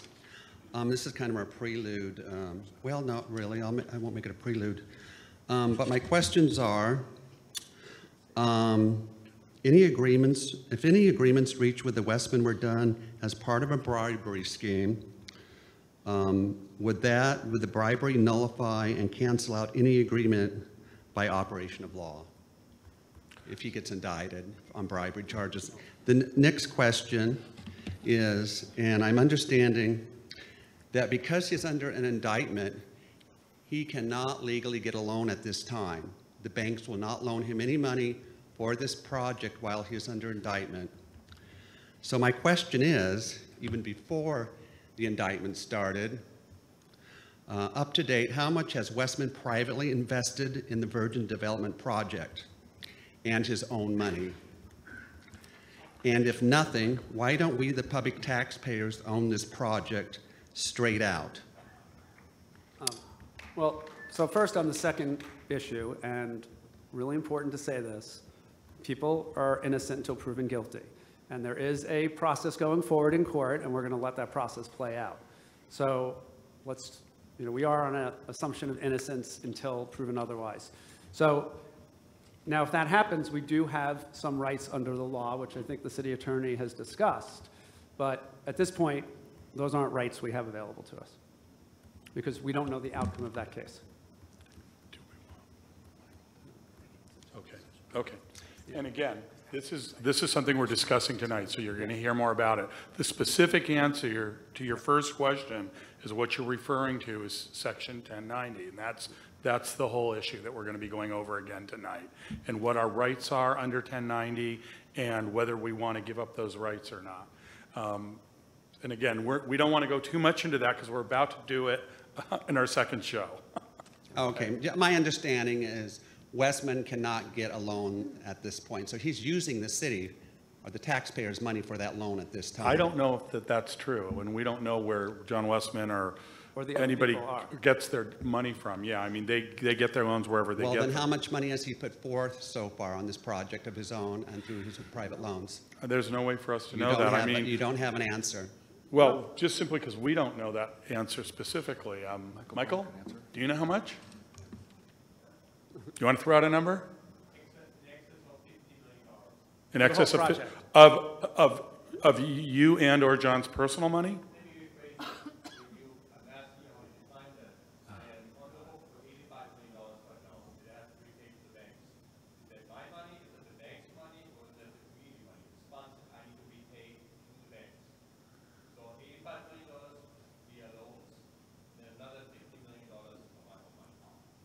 Thank you, Michael. Thank you, Michael. And Michael, we won't do that to you too much. Yeah, okay. but thank you. Okay, and then I have two other questions which is not on the same topic. Okay, sure. Evidently, the Palm Springs had a general plan which they haven't followed for about a decade. Why don't you go back to the general plan, and so we won't have all these issues? You'd have to be specific. We do kind of live by our general plan, but if you're referring to something that you don't think we're adhering to, you'd have to tell us. The general plan is a huge, it's like a Bible. Okay, well, I don't know exactly what the general plan is, but are you guys following the general plan from a decade ago? Yeah. Dr. Reddy, do you want to speak to your general plan? And then if you add to the general plan, is the public made aware of what's in the general plan? It's a public document, but I'll let Dr. Reddy refer. Actually, I would defer to the planning director for a summary. Oh, Flynn. Well done. Good work. You're up, Flynn. What you're speaking to probably is relative to the land use element. The general plan includes many elements, including land use. It also talks about the safety element, the housing element, et cetera. The general plan guides the city's decisions in terms of both land use and then also in terms of capital project and some of the traffic issues that we have. In terms of land use, yes, we do follow the general plan. You may have noticed over the past couple of years there have been general plan amendments periodically on certain projects. That's required when anyone asks to change the designation of the general plan. So yes, we do follow it as a basis for land use decisions. One of the things that you brought up is, yes, our general plan is 10 years old, and that's one of the things that City Council has been discussing, is the need to update it to reflect today's circumstances. So we do appreciate that and hope to pursue that here in the near future. Thank you for that answer. And it is something this council will have to take up, is the revision to the general plan. It's an enormous project and an enormous expense, and we have some wonderful people actually sitting in this room who have volunteered to help us with it. So it is something that you will see us talking about with the new council coming in. Can I just do one more question? Yeah, you bet. Go for it. My next question is, I'm grateful for the diversity of the council, but I feel certain areas of Palm Springs are not well represented for various reasons. So how do you feel about, and I know there's a state mandate or law regarding district elections, and I'm not sure what it reads, but I know it's encouraged, at least throughout the state. As far as district elections, which would allow people to represent areas of the city which are not represented at this time, minority districts, areas where there's people that are only middle income or low income, that don't have people at their interest on the city council. How do you feel about implementing district elections in Palm Springs? So that was one of the subjects from the Ethics, Transparency, and Government Reform Task Force, and we did get a report on it. They unanimously recommended against district elections, having done research based on the size of the city and the fact that there's no way to make a majority-minority district, which is what they look for in cases, based on our voting population. And their concern, based on doing research, was that it tends to cause more NIMBYism, where people are only looking out for their area, and a lot of people on the task force felt they want all 5 members to represent them, not 1 of 5. So those were the reasoning, but this will be coming back. You know, we did the ethics and transparency stuff first, and I think we had 31 recommendations that we have already voted on. And how many people? Well, we're on it. How many people were on that? We had between 40 and 50 people served on the task force in 8 working groups, and it was an amazing effort, and I know several of them are here. I see Glenn, and I see several others who really did great work, and we still have the government reform stuff because they have recommendations on how we elect our mayor, on term limits, on district elections that we need to discuss. There are some communications, there's some diversity stuff, actually Lisa headed that up, that will be, I think, we were slated to do it in December, but the agenda is so full, and with a new council coming in, but in the first quarter, we will tackle the rest of those issues. So there will be an opportunity to comment on that at a council meeting, when we will actually be discussing that as the new council. Okay, thank you very much. Yeah, no, thanks for the questions. I'm done. Thank you so much. Sure. Yes, sir. And I just want to say to you, Jeff and I are sitting up here just this is great. Thrilled that there's so many of you and you want to do this with us. And now that we know that you'll turn out for these, we promise to do these more often for you. And, absolutely. And we'll do one soon. Obviously, we're not going to get to all your questions tonight, but Jeff and I both quietly agreed here that we will do a follow-up to this meeting very soon, okay? Because now you have your line. Oh, my God. All right. You're going to have to start at 3 in the afternoon next time. Okay. Lanny Swerdlow, I am founder of the Marijuana Anti-Prohibition Project, a Palm Springs-based organization here since 2000, and also the Brownie Mary Democrats of California, a chartered organization of the California Democratic Party. I am concerned, Proposition 64 allows for on-site consumption. It doesn't regulate it, it just says it's allowed, really. It has a few provisos. You had talked about needing, about having to raise money for all these wonderful projects that are being, well, of course, cannabis is bringing millions of dollars into the coffers of the city of Palm Springs, and with the recreational sales beginning January 2nd, it's going to bring in even more millions. Unfortunately, Proposition 64 does not allow consumption of cannabis in public areas, and that includes in areas where tobacco smoking is allowed. You can't use cannabis. Since most hotels do not allow smoking in the room, we have a situation here in the city of Palm Springs where we're selling millions of dollars worth of cannabis, and yet people coming here, thousands and thousands of tourists, will have absolutely no place to legally consume cannabis. And I'm kind of concerned that some of them may be lighting up in some places that they weren't, and the police department's going to be ticketing them with $100 and $250 tickets, and this is not a good thing. And the city council has been pretty much not doing anything about this issue.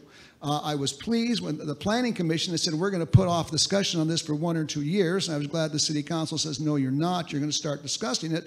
But I think this has to be dealt with way sooner than later. So just let me respond to you on that, because at the meeting on the 15th, we voted on first reading for an ordinance to allow cannabis lounges and ancillary uses for restaurants who don't have liquor licenses, because state law doesn't allow you to have both. So there is an ordinance. I know you were at the subcommittee meeting. We do have an ordinance that passed on first reading that I think is probably the most progressive in the state in allowing cannabis lounges. I don't think anyone allows them to the extent we do. When will people be able to start opening cannabis? January 1st? January 1st, if they have a permit from us and they get a state permit. And how do you get the permit? One of the three things we're doing tonight is looking at that ordinance. You can apply for permits now. We've been open to apply for permits for several months. For a lounge? Yes. Wow, that's news to me. Thank you very much. You're doing the right thing. There you go. Thank you. And done. One more happy customer. Okay. And while we're on cannabis, keep going. Nice, right, exactly. That was like a weird tee-up. My name's Jocelyn Kane. You've been very helpful on this, so thank you. I'm happy, as you said, that you'll be moving on your second read of the cannabis zoning ordinance this evening, and I applaud your courageous creation of the cannabis lounge use in particular. I'd like to put forward additional comments unrelated to land use issues, but related to cannabis policy regulations and enforcement. It's my understanding that the City of Palm Springs intends to continue its thoughtful work on this transition from an unregulated environment to a regulated one. It's vital to understand that the unlicensed and unregulated commercial cannabis activity will have to be enforced against in order for all the hard work, time, and attention to be of any value whatsoever. In addition, ongoing compliance and enforcement of licensed activities is very important as well. There should be a robust compliance and enforcement scheme in place. And I believe the only responsible way to do this is to create an Office of Cannabis Policy and Compliance, much like the Vacation Rental Compliance Department. This is an industry that includes activities that reach from agriculture and environmental concerns, manufacturing, testing, distribution, and taxation, retail activities, hospitality, and public safety issues. It reaches across many city departments and requires coordination, best served from a hub and spoke model as opposed to departmental decisions being made in silos. The hub would be the Office of Cannabis, easily, I think, funded by the cannabis application fees and some portion of taxes. I believe that an office would take the pressure off other city departments and coordinate with current and future licensees, residents, and businesses, and that's 3 state-level departments involved with legalized adult use cannabis. I think there's work to do in the areas of education of the general public, the city's youth via the school district, the hospitality industry, and visitors. An outreach plan needs to be developed, and there's money at the state level for that. As a great tourist resort destination, Palm Springs could be the leading edge regarding education and consumer safety on legal cannabis. There should be some consideration of special event or one-time permits for people who don't operate a full-time cannabis business, but who would produce events in alternative spaces like galleries or studios. Compassion programs need to be developed. We've heard a lot about that in other meetings to allow lower income residents and veterans and those who are terminally ill to obtain low or no-cost cannabis. Social equity needs to be addressed as well. And I'm sure I could go on and on. Local hire labor peace agreements. It's a very broad policy area that needs continued work, and I just wanted to bring that to your attention. Thanks. Thank you. And just a couple of quick things. And I really, our hub is sort of Flynn and Eddie, our planning director and our city attorney, have gotten all the departments together over the last several months to move this so quickly. And I just want to thank them again. I have before, but they put so many hours into making this work and getting this ordinance done. So we were in place for January 1st. So I want to thank them. We've had an outside cannabis attorney expert help, but all the departments from fire to building have really worked well together. They've set up weekly meetings. Two other things we're well aware we need to have a department on this, and Measure E and the permit fees will help do that. And early on, actually, and we put it in Measure E, so people knew, but we met with the school district about using some of that money to work and partner with them to educate youth about cannabis. So those things are happening, but I look forward to meeting with you and you're being involved because you've been really helpful to me in this process. So thank you, Jocelyn. Thank you. Yes, sir. I'm Lou Armantrout, and I live in Los Compadres neighborhood, and I'd like to talk about the Bel Air Greens golf course. We know it's an eyesore, it's a problem. I fought the owners 2 years ago to get them to start watering the trees again, to save them. They're still dead trees all over the place. But we'd like your hypothetical opinion on the development idea that's out there, that 169 condos, homes, and a hotel and a sports center want to be put on the 9-hole golf course. Is that something? I know it's a planning issue. It's zoned as a total flood zone. And you've got the Tahquitz River golf course, you've got that golf course, you've got the Mesquite, and they all are in the water plane. Would you support something like that? Well, before we commit to supporting it, Flynn, is this something that's winding its way through the process right now? They have not submitted an application yet, but they have been doing outreach to the neighbors who surround the property, and so you've probably already met with the developer, No, it was very vague about that meeting. I thank Denise back here. She did step in and get us informed, but I live directly on that golf course, and nobody on my street had any information about that. And I know it was just the very first meeting of many to come, but we're really concerned. It would change the fabric of the neighborhood. I looked on the internet today. Los Compadres is a popular neighborhood with California ranch architecture in Palm Springs. The lots there are typically large with sizes starting at 1/4 acre. 169 residences on 9-hole golf course is not the same. It would be changing Little Beverly Hills, us. There's condos around there. Build them on bigger spaces. It can't be that many population put in that spot. So, Lou, what I want to say to you is that we haven't seen this yet, and we've already dealt with one defunct golf course, and I can tell you that process, how long did that take, Flynn? How many iterations and how many times did we rework that to make that work? It started before I came to the city, so it was a 3-year process in going through the entitlement, the environmental review, and the other aspects of the entitlement. I moved here 11 years ago, and that golf course was up for the topic. Then they wanted to develop it. The church that owned it wanted to build some things there, and the city at that point came out with a statement: we don't want to lose green space. There's a huge forest of trees there. It would make a great park. Or homes that aren't so crowded. Well, so what I will tell you is private property comes with private property rights. We don't own this land. So what we have to do is we have to look at the development proposals that come before us. And so if somebody wants to buy it and hand it to the city, you bet, it'll become a gorgeous park. But until then, we have to respect people's rights to develop their property. And within our general plan and the confines and restrictions that come with that, what I can assure you is that we will pay very special and close attention to this. And we will, more importantly, make sure that long before we even see it, that the developer has spent a lot of time with the neighbors. Okay. And we have found that the more we force that, the better these projects become. And by the time they get to us, they might be in a place where we don't have to do much to them. So you're very early in the process. I know. We will pay very close attention to it, and I can promise you that.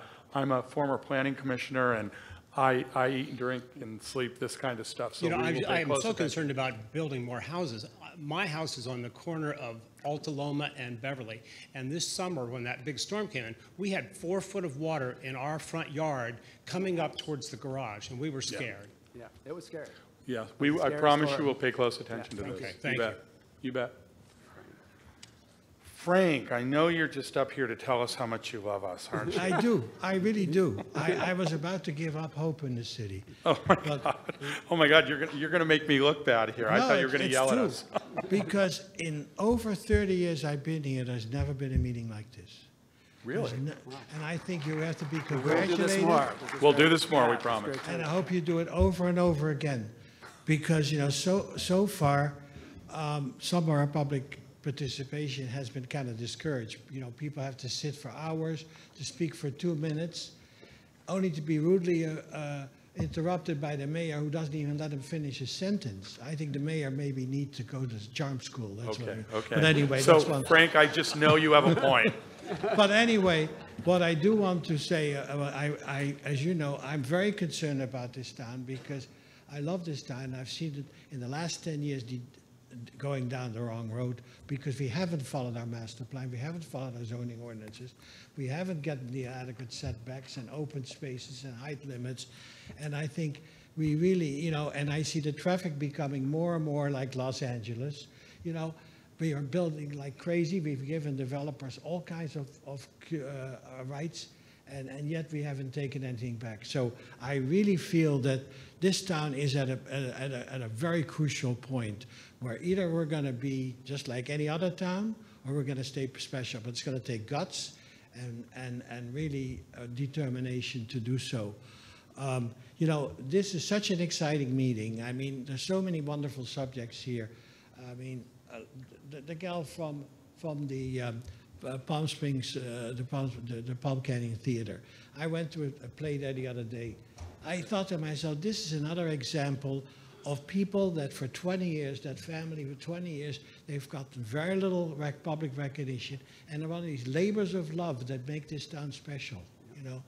And there's so much that we really can do, but if we don't get a grasp on it now, we're going to be gone, because the developers are out there and it's a great place to make money for them, and we've made it possible to make more money than they should have made, you know.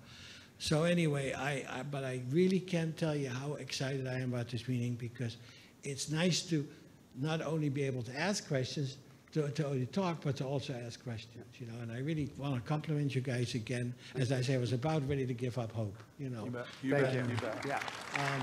But I want to say 2 more quick things. Both of you in your campaign, because I watch everything, as you know. Coors made a big point about supporting district. Supporting what? District elections. Oh, district elections. And the Supreme Court of California is leading toward it. I think others, it's happening all over the place. One reason alone, it shouldn't take hundreds of thousands of dollars to run for city council. That alone is a good reason to do it. We couldn't agree more. We used to have 7 districts, I think, in the old days. May go back to the 7 districts. And JR has promised us that he was going to go after a 30 or 35 foot height limit. 30 or 35 foot height. And I'd like, now that you've been here for 2 years, I think maybe we ought to work on those things, because we don't want to, again, you know, see some of the stuff that has gone on. Thank you very much. Thank you. And I just, and thank you, Frank. I just want to say very quickly about development. You know, cities go in waves of development and change and progress, depending on the economy. When I moved to Palm Springs, it was nearly a ghost town. And decisions were made and programs were created to try to rebuild a city where most of the businesses had left town, many people had left town, and our city was in deep decay. And whether we like some of the development that's happening or not today, our city is booming again. Our brand is platinum. Having said that, I can assure you that we're paying close attention to the effects of that and how much more we need and how much more we can take and the impacts of that. But my point is these development spurts happen for a reason. And you know, sometimes it's easy to beat up former council members for the decisions that they made. But the reality is Palm Springs is in really great shape. And we're very grateful for that. And a lot of that came from the decisions that were made prior to us getting here and working with Dr. Reddy. You know, you see me always giving him a lot of love because he has carried us through 17 years now of a roller coaster ride. And yeah. And, you know, we're not going to love every decision, but by and large, Palm Springs is doing really well, and most residents tell us they're happy about it. So, Frank, I agree. Some stuff I love and some stuff I don't love, but by and large, shall I tell you the truth, though? I came here in the mid-'80s, and I restored a small hotel. I never got a penny from the city, never. And, you know, and the other people that I helped restore small hotels, that was one of the really things in the 80s and the early 90s that helped out. The other thing that helped, and let's be the truth, is the gay community coming in here and buying homes. You know, let's be honest. We're doing our best. We're doing our best here. And the other thing is modernism. Yep. You know, there are a number of reasons why this city became the unfortunate thing is you've seen this happening all over the world. You know, sometimes the artists come first, the hippies come first, and then the developers come and fuck it up. You know, thank you. So, you know, I think I'll leave it there. But when you have Modernism Week and you have all these cool things and you have hundreds of thousands or millions of people who want to come to town, you got to give them places to stay and places to eat. So anyway, okay. What a thrill to see you here. I think this is the first time you've ever been at a council meeting, so let me embarrass you first. Thanks, JR. Councilman Coors and Roberts and city manager and all the other department heads, thank you. This is wonderful. My name is Ray Marchand, and I live in the Vista Gave neighborhood, and we have a problem that we can't solve. The smell of marijuana became extremely strong about 4.5 weeks ago, and it always happens around the evening time. And I was outside with my fiance and my neighbors, and I said, why does the smell of skunk always happen this time of day? And they said, Ray, it's not skunk, it's marijuana. And I was like, oh, and they said, it's really bad. And this is even coming from one of my neighbors who has to use medicinal marijuana. So when the smell didn't go away, I called the city code and compliance, and they were wonderful. They were very helpful. And the officer said, get me the names and addresses of the businesses. So I did. Went back, and they said, Ray, the one at 3534 North Anza is in compliance. We made them put in an air filter. And so really, they're up to code. So there's really not much we can do right now. However, we still have this reeking smell of marijuana. Now, I have nothing against marijuana shops. I voted for it. They're good businesses. They bring taxes to the city. We're all great with that.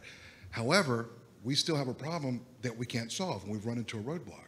So what I'm asking is that maybe the city can beef up the code or look into this, because we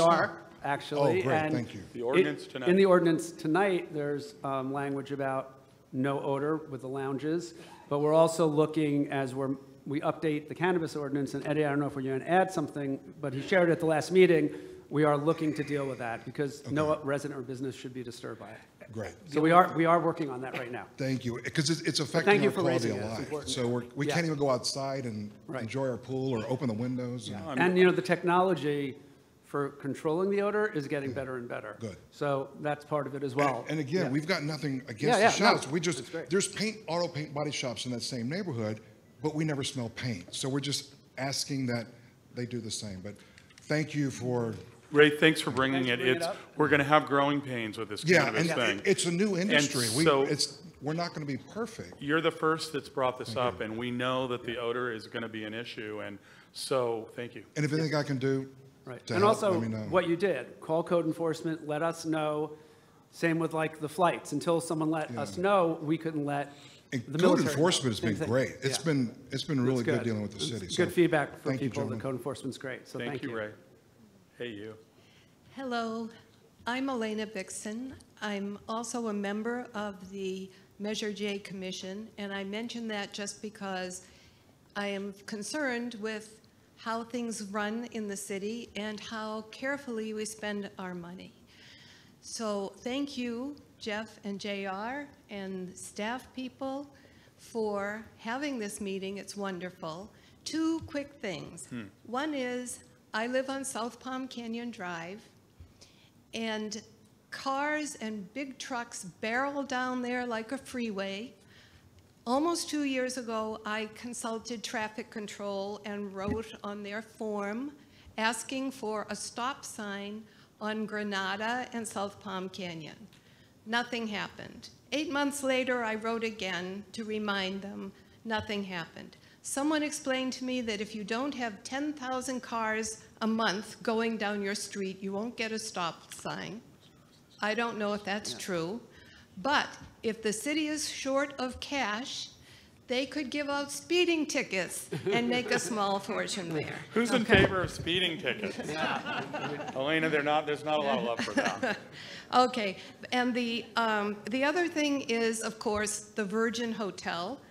I was appalled to read that the outgoing city council decided to vote on this, totally against precedent, and I'm wondering, what was the rush to give away taxpayer dollars? Thank you. So, thank you, Elena. Marcus, can you speak a little bit? You know, the South Palm Canyon issue is coming up more and more. And can you speak about what we can and can't do about that? Certainly. We actually did bring to council for consideration installation of stop signs at 3 locations on South Palm Canyon. That was sometime last year. We did stop sign warrant evaluations. You know, the state mandates that we have to meet certain conditions before we set always stops based on traffic engineering guidance over many decades. And generally, it's when you have traffic volumes equaling on both streets, or you have, unfortunately, a history of accidents. And the state says you have to have 5 accidents before the warrant's met. These are the standards set by the state. And so we evaluate those proposals in accordance with those guidelines. And with Granada, it didn't meet the standards for a stop sign installation, at least at this point in time. Thank you. Thank you. And just while we're on this, I just want to acknowledge for folks on your way out or in between the meetings, PS Cares, which is a great group of volunteers. I actually served with them before I was on council, works with our police department on doing pedestrian and bicycle safety, and they're here today. They have great information. They have vests for dogs, which are terrific, and so please go visit them because it's a really important issue for our city. And you know, so the stop signs reminded me to really thank them for being here and make sure people knew they were here. So thank you really for all of your great work. Thank you. Thank you. Thanks, Elena. And then after you, we've got a question that came in on paper. But yeah, Les. And this will be brief. My name is Les Young, and I'm currently the chair of Parks and Recreation, the commission, with a room filled with people who seem interested in the success of our beautiful city. Perfect. I'd like to take this opportunity to mention our commission has 2 seats available.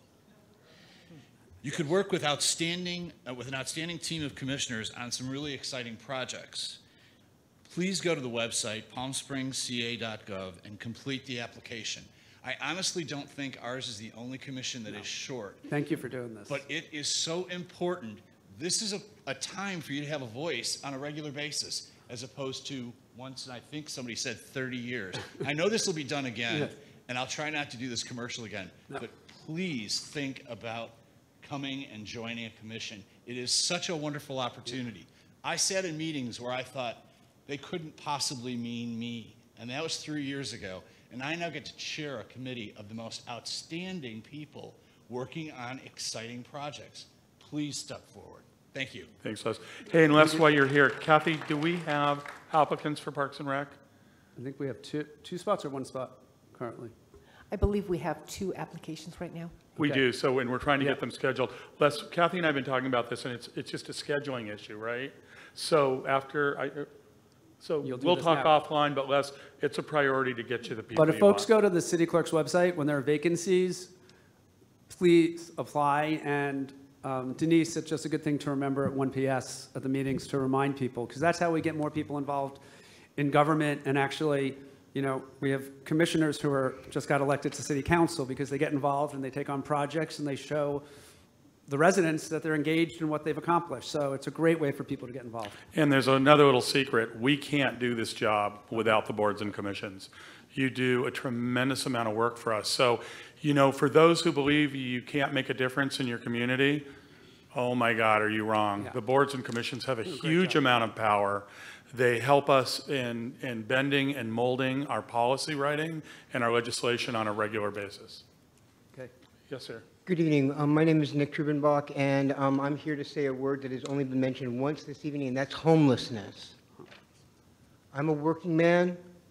I moved to the desert in 2014 to take care of my mom, and I became homeless in June after my house burnt down.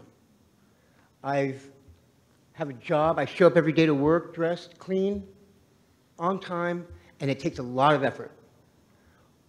I didn't really want to go to Roy's, but why? What happened? Where was the fall down in the city of Palm Springs that when Roy's closed, there was no net for anybody? Nobody. There was nowhere for these people to go.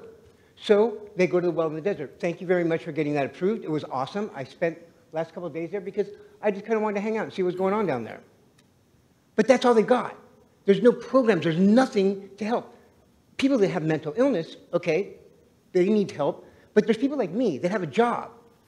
That somehow, because I spent my life savings, $3,000 staying in a hotel in June, trying to stay off the street, I can't get the $3,000 to get into an apartment.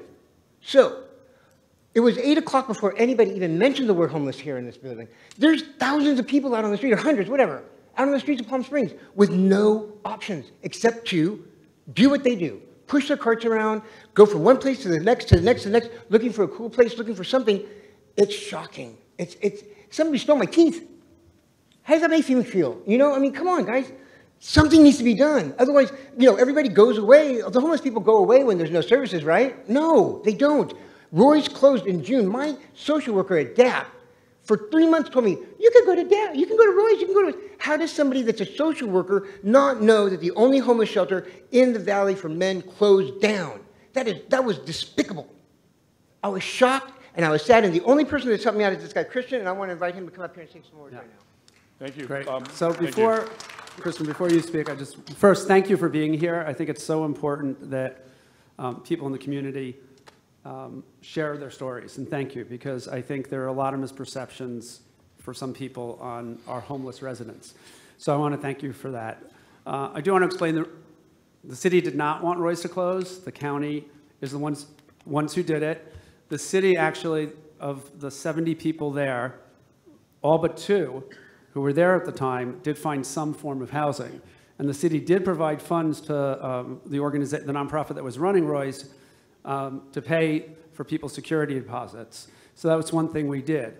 One thing I do want, and Jay, maybe you can provide the phone number for Path of Life, because they are providing, if they haven't been helpful, then let's talk after this, because I want to know that situation. But just want to share what we're doing. Yes, we need to do more, there's no doubt. But since June of last year, the city's new programs, by hiring a 4-person crisis team, housed 157 people, about 90 of them in sustainable long-term housing, helped 65 get jobs, 108 get mainstream benefits, 74 got medical coverage. Now, that doesn't solve the problem, but it is way better than we were doing before, and it's a step in the right direction. And that's really, I want to really acknowledge members of the Homeless Task Force who are here, was a lot of work with Councilmember Fote and I, and she's been working on this a long time to get these new city resources, because the county has a social service department, not the city, but we put city resources into these programs, and they were effective. We also reached out to the Desert Healthcare District and asked them to really step up, and I have to say they responded amazing. Herb Schultz, the new director, and the board really responded. $2 million commitment from last fiscal year's budget for West Valley homeless-related services. About 500 is already coming into Palm Springs, which will give us a second full-time crisis house team, as well as a case manager to help people get housing. And we're in the process of hiring that position, and employment specialist, because when we had an employment specialist for 4 months, that's how we had 60 people got jobs. And if you have a job, as you do, and you can get some assistance to get first month rent and security, that will help. So I think there's a real commitment. I know from the entire council, we made it one of our 5 top priorities in our strategic planning. And so we are working on it, but yes, there's a lot more to do, and we have some great nonprofits. And on that note, I'll turn it over to you, Chris. Okay. And thank you very much for speaking out on homelessness tonight. I really do appreciate it. All right. He's awesome. Awesome. Unfortunately, Nick kind of falls through the cracks, and I'll have to explain kind of how the system works and explain why. First of all, those that don't know who we are, we're Street Life Project Homeless Outreach. We serve about 300 homeless in the Coachella Valley. We go out and provide food, clothing, all the necessities, and we connect them to services. More than that, we provide love and mentorship, guidance. We help get people jobs. And the problem is connecting somebody like Nick to services. A lot of the services that are coming through, it actually comes through HUD, through the COC, and then it gets distributed to multiple organizations that get the grant money. Okay, people like us are out helping people do risk assessments. So we're having people fill out these forms that determine your placement based on your risk. Now, the one thing that's missing out of that, say somebody gets permanent supportive housing, it means they're not capable of getting a job. Usually they have some kind of disability. Well, they get their rent paid for a lifetime, right? The next level down is rapid rehousing. Rapid rehousing generally covers 3 months of rent plus security deposit. Some programs are up to a year. Now, the problem with that is it's still based on risk. It's not based on somebody's ambitious enough to go get a job. It's not taking into account somebody's desire to become self-sufficient. So it's missing. And it's missing guys like this, who is perfectly capable of getting on his feet. So I wish we could use some of the services. Now, all the money that was allocated from Roy's to Path of Life, I'm not sure if you guys understand the process and how that transpired. It came from a recommendation from the COC, Continuum of Care. And basically, they told me they gave everybody a 3-week window in which people could submit proposals to submit to CBAG. Well, I'm telling you right now, in that 3-week window, there was no local agencies that were notified of an opportunity to get funds to help the homeless problem. Now, there's different solutions that are available to address the situation, and they weren't on the table. There's only one. And it was an outside agency outside of Coachella Valley, yet no one raises a red flag. Could it be that the co-chair of the COC is also the director of the recipient of these funds? Ooh, it's so simple. But it's so frustrating for local agencies like us that struggle, that go out and they research and see what plans are available and how we can implement those plans in Coachella Valley. We've been up the coast. We've spent months seeing what Seattle, Portland, what Utah is doing to help their homeless. We've been to 9 tiny home villages. We've dissected every program that they've got. And we have programs that are effective. And one thing I want to tell you is, if right now I know there's probably no going back on the Path of Life. What I want you guys to do is make them accountable and make sure every dollar spent is being utilized to help as many people as possible. Because to build out for example, 3 tiny home villages for the homeless, each accommodating 100 each, 1 in Cathedral City, 1 in Palm Springs, and 1 in Desert Hot Springs, covering the entire side of the valley, we could do it for about $1.2 million, about the same amount of money being allocated to Path of Life. So I know those funds aren't available now, but I want you guys to really consider that there's other ideas that can be implemented here to actually eradicate homelessness altogether. Put a roof over somebody's head. And what they've learned in these studies in providing a roof over everybody's head is that once people are stable, once they have that stable environment, they get motivated to get off the drugs. They get motivated to get jobs. And then within these sites, there's micro businesses where people can learn a new craft. And now people are actually having to do, well, these villages also have community service hours. So every other week, they go out in the community and they help the community. So they're giving back. Anyways, I got more to say about this. I'm not going to say it now because I know more people want to talk and I could talk forever. Thank you. We And are thank you going for to your work on this. We are going to have a meeting. Connect with Facebook, with us on Facebook at Street Life Project. We're going to have a meeting at a theater where we're going to discuss and go through the details of all this. Would love to have all you guys there because it's going to take all of us working together to accomplish this. Thank you. Thank you. Thank you. And just one thing before, Jay, is it January 23rd is the point-in-time homeless count, I believe? Can you double check? So every year, This is important. Throughout the country, there is one day, one morning, it starts pretty early, where there's a count of our homeless residents. And, you know, when the number goes up because we have more people counting, we'll get a story that we have more homeless people. But no, we're just counting them. And by counting them, two things happen. One, we actually get the data about who our homeless residents are. We get to connect with them and know what services they need.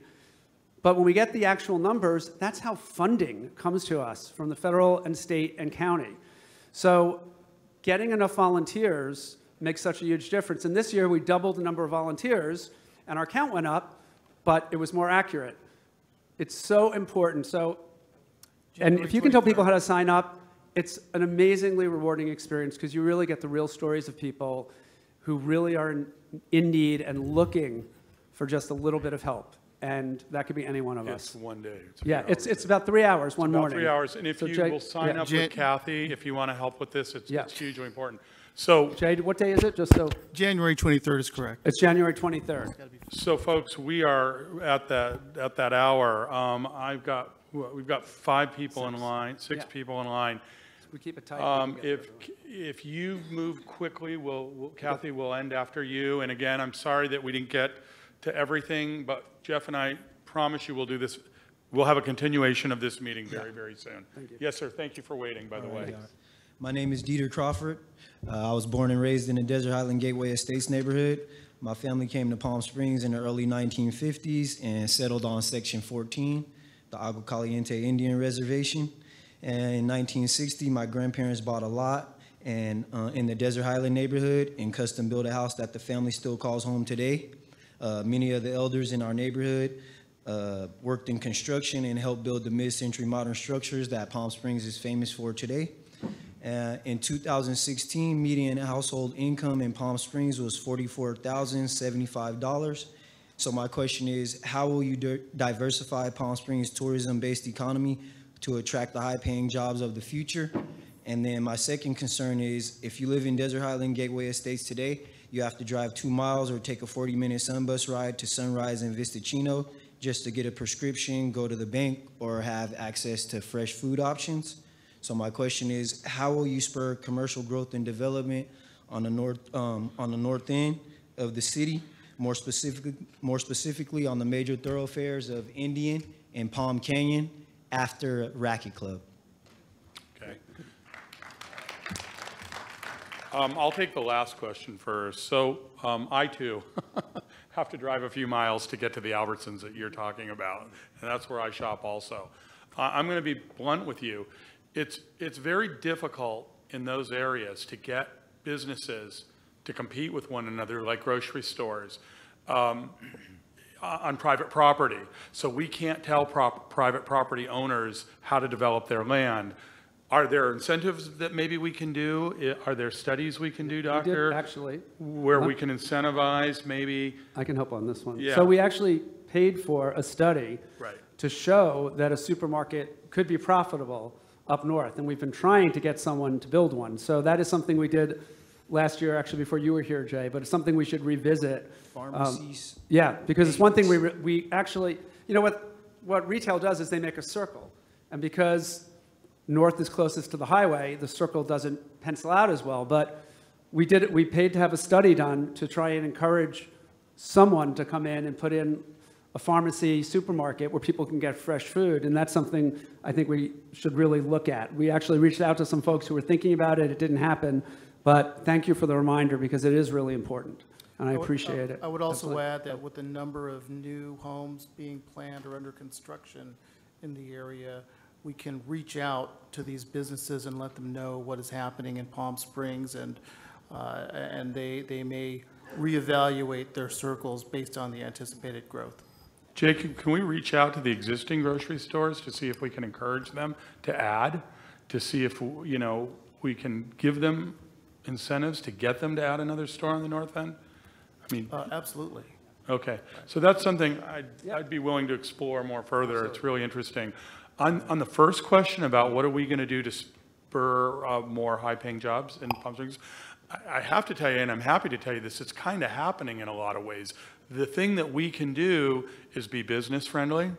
The thing that we can do is encourage a lot of these new businesses. And yeah, whether you like it or not, cannabis is an example of that. Cannabis is going to produce hundreds and hundreds of new jobs. You know, I always used to joke, you know, in Palm Springs, we don't make cars or grow corn, or we're not, you know, we serve tourists, but guess what? We're going into the agriculture business now. We are now a farming community. It's about to happen. So, you know, I don't mean to be glib about that, but these are the kind of businesses that are coming, that are bringing lots of jobs, and they will be bringing high-paying jobs. These are jobs that, if you're a convicted felon, like most of the people in that neighborhood and that side of the community, you can't work in the marijuana industry. Okay, so it's a good point. I can't control what kind of a job a convicted felon can and can't get, and that's going to be a gray area. So to say specifically how will we create jobs in that environment, that's hard to say for me. Marijuana is also right along the lines of alcohol. Yep. Marijuana is, I don't want to give it a name, but it's not as clean as everyone says it is it? Well, or is it just as addictive as all the other drugs, like the pharmaceutical drugs we have with the opium epidemic today? Well, it's not my job to judge that. Right now, the state of California is going to allow the sale of cannabis for recreational uses. We know the community wants it. You're right. It's another recreational drug, so to speak, like alcohol. We allow alcohol. We've been allowing alcohol since the beginning of time. And different people are going to have different feelings on that. I respect your opinion on it. But at the same time, we see many benefits of it coming to the city and doing exactly some of the things that you talk about, bringing in more money, helping us. These are the things that drive more home development. More home development will mean the businesses that you talk about that you want closer to your neighborhood and mine. So beyond that, I don't know that I can really answer that other question specifically.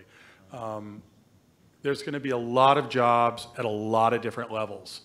And it's happening in Palm Springs with hotels being built, new stores coming in, so many new businesses. There's a study that we conducted in the neighborhood in about 2014, and there's 40% incarceration rates. Okay. Just to give you a number. Okay. Thanks for your time. Hey, thank you for coming very much.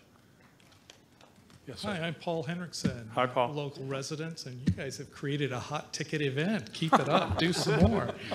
I want to talk about public health policies. Yes. The American Lung Association has given Palm Springs a letter F grade. Oh, what's that? An F. Yeah, we got an F. You knew. Not You knew. good. And I know we're a lot better than that. And I'd like to see us get our GPA up. And specifically, working with Riverside County Department of Health and tobacco control and other things, we're talking about public space smoking. For example, restaurants and bars and events like Village Fest. Thank you, Jeff, you are correct. They did create a policy. They can't create an ordinance, but they did indeed create a policy for smoke-free at Village Fest. But we'd like to see it at more and other events and at ATM lines and multi-unit housing. Palm Springs is about 25 to 30 years behind the average city in the state, and we not only have the F grade from the American Lung Association, we have the worst of F grades that you can get, and we are better than that. So I'm hoping that you'll work with us and others There's some committees already working on some of this, and one of the good places to start is what's called a TRP. That's a tobacco retailer's permit. And that is a county ordinance, and all but 4 cities in Riverside County have already adopted it. And what it is it's similar to the decoy programs that you see that happen at bars and liquor stores, where there is a risk to selling to minors. 99% of people who become lifetime addicted to tobacco products do it before the age of 21. The state's legal age to purchase is 21. And Palm Springs, according to the CDC and the Riverside County Department of Health and Tobacco Control, says Palm Springs has triple the national average of illegal sales to minors. So the TRP creates, allows the county to conduct decoy programs, and their goal isn't to their goal is to hopefully encourage vendors who sell tobacco products to not sell to minors. And right now, there's no risk to do it. With a TRP, there is, and it's a county ordinance. And the only 4 cities in the entire county which have not adopted it are Palm Springs, Indio, La Quinta, and Blythe. And interestingly enough, the history of the TRP started right here in the Coachella Valley with Rancho Mirage in 1990. So thank you for hearing what I had to say. You'll hear more from me. And Wait a minute, you don't get off so easy, Uh-oh, Paul. uh-oh. So you know a lot about this. Yes, Why I don't do. you bring us some policy on this? Can I challenge you to do that? Actually, Jeff has it in his I have possession. it. Oh, you've already done it? Yes. It's Okay. already And we've been met on it, and actually, our ordinance is out of date from state law now. I mean, I think our ordinance allows smoking inside restaurants, which of course you can't do. So we have a big update that we need to work on, and I'm committed to working on that in the next year. Glad to hear it. So, That's and I really wonderful. appreciate everything So you've it's already sent, in and Jeff's hands. Thank you. We're working on it, And Paul. and I'll okay. grab one of the We're other working on it with folks you. We're to going work to with get me that on it. GPA up. Yeah, okay. Okay, so guys, we are getting into a real-time crunch here. Okay, so we have to stop at 8:30, so I guess we'll just keep going. And we plan on that, Dr. Reddy? Yeah. To stop by 8:30? We will need 10 Yeah. minutes to the changeover with the cameras. Okay. Go quick, guys. Okay. David Friedman, I will go quickly because I'm speaking later this evening on the Virgin Hotel. First of all, I want to thank you personally, you guys, and I'm looking forward to the discussion later this evening. 2 points. I will be speaking at public comment, so I want to quickly make 2 points, not in my 2 minutes. First of all, I had the honor last year of serving as co-chair of the Transparency Working Committee of the task force and drafted a 25-page transparency ordinance. And one of the provisions that we put in was if information is not in the staff report when it's posted, the matter has to be postponed. Council has adopted that as policy. That was not followed last meeting, and I would suggest that the language that we drafted in ordinance form be actually codified in an ordinance. While I appreciate the explanation of the city attorney that the information was in the July 19 and 26 staff reports, I can assure you that I am probably the only person in Palm Springs, having been to those meetings and putting in all of the staff reports on my iPad. I knew it. I don't think anybody else did. So yes, the information was there, but nobody is going to have known that it was tabled those 2 times, if you recall. No one would have known to even go back and look to see the agenda. And the second point is we obviously see that there's a lot of interest on this issue tonight. We'll hear it again at public comment. Because that information is coming out tonight for the very first time and we're having a full discussion, and as I will be mentioning in public comment, I would strongly urge council to consider tonight's discussion to be on first reading and then so council decide in final adoption to move that to next month. We didn't have this discussion 2 weeks ago. We should have had it, and I'd like to see us having that tonight on first reading. Thank you. Thank you, David. Thank you, David. Hi, Ruth. Hi, I'm Ruth Deborah. I know you both pretty well. And I've lived in Palm Springs for 14 years. I would like to address the issue of white privilege, both in the city, both in this room, and definitely on the city council. White privilege has allowed the issue of Lawrence Crosley road renaming to be shoved under the rug for over 2 years now. There was a subcommittee formed, JR, you were on it with Ginny, and no report whatsoever has crossed anybody's interest.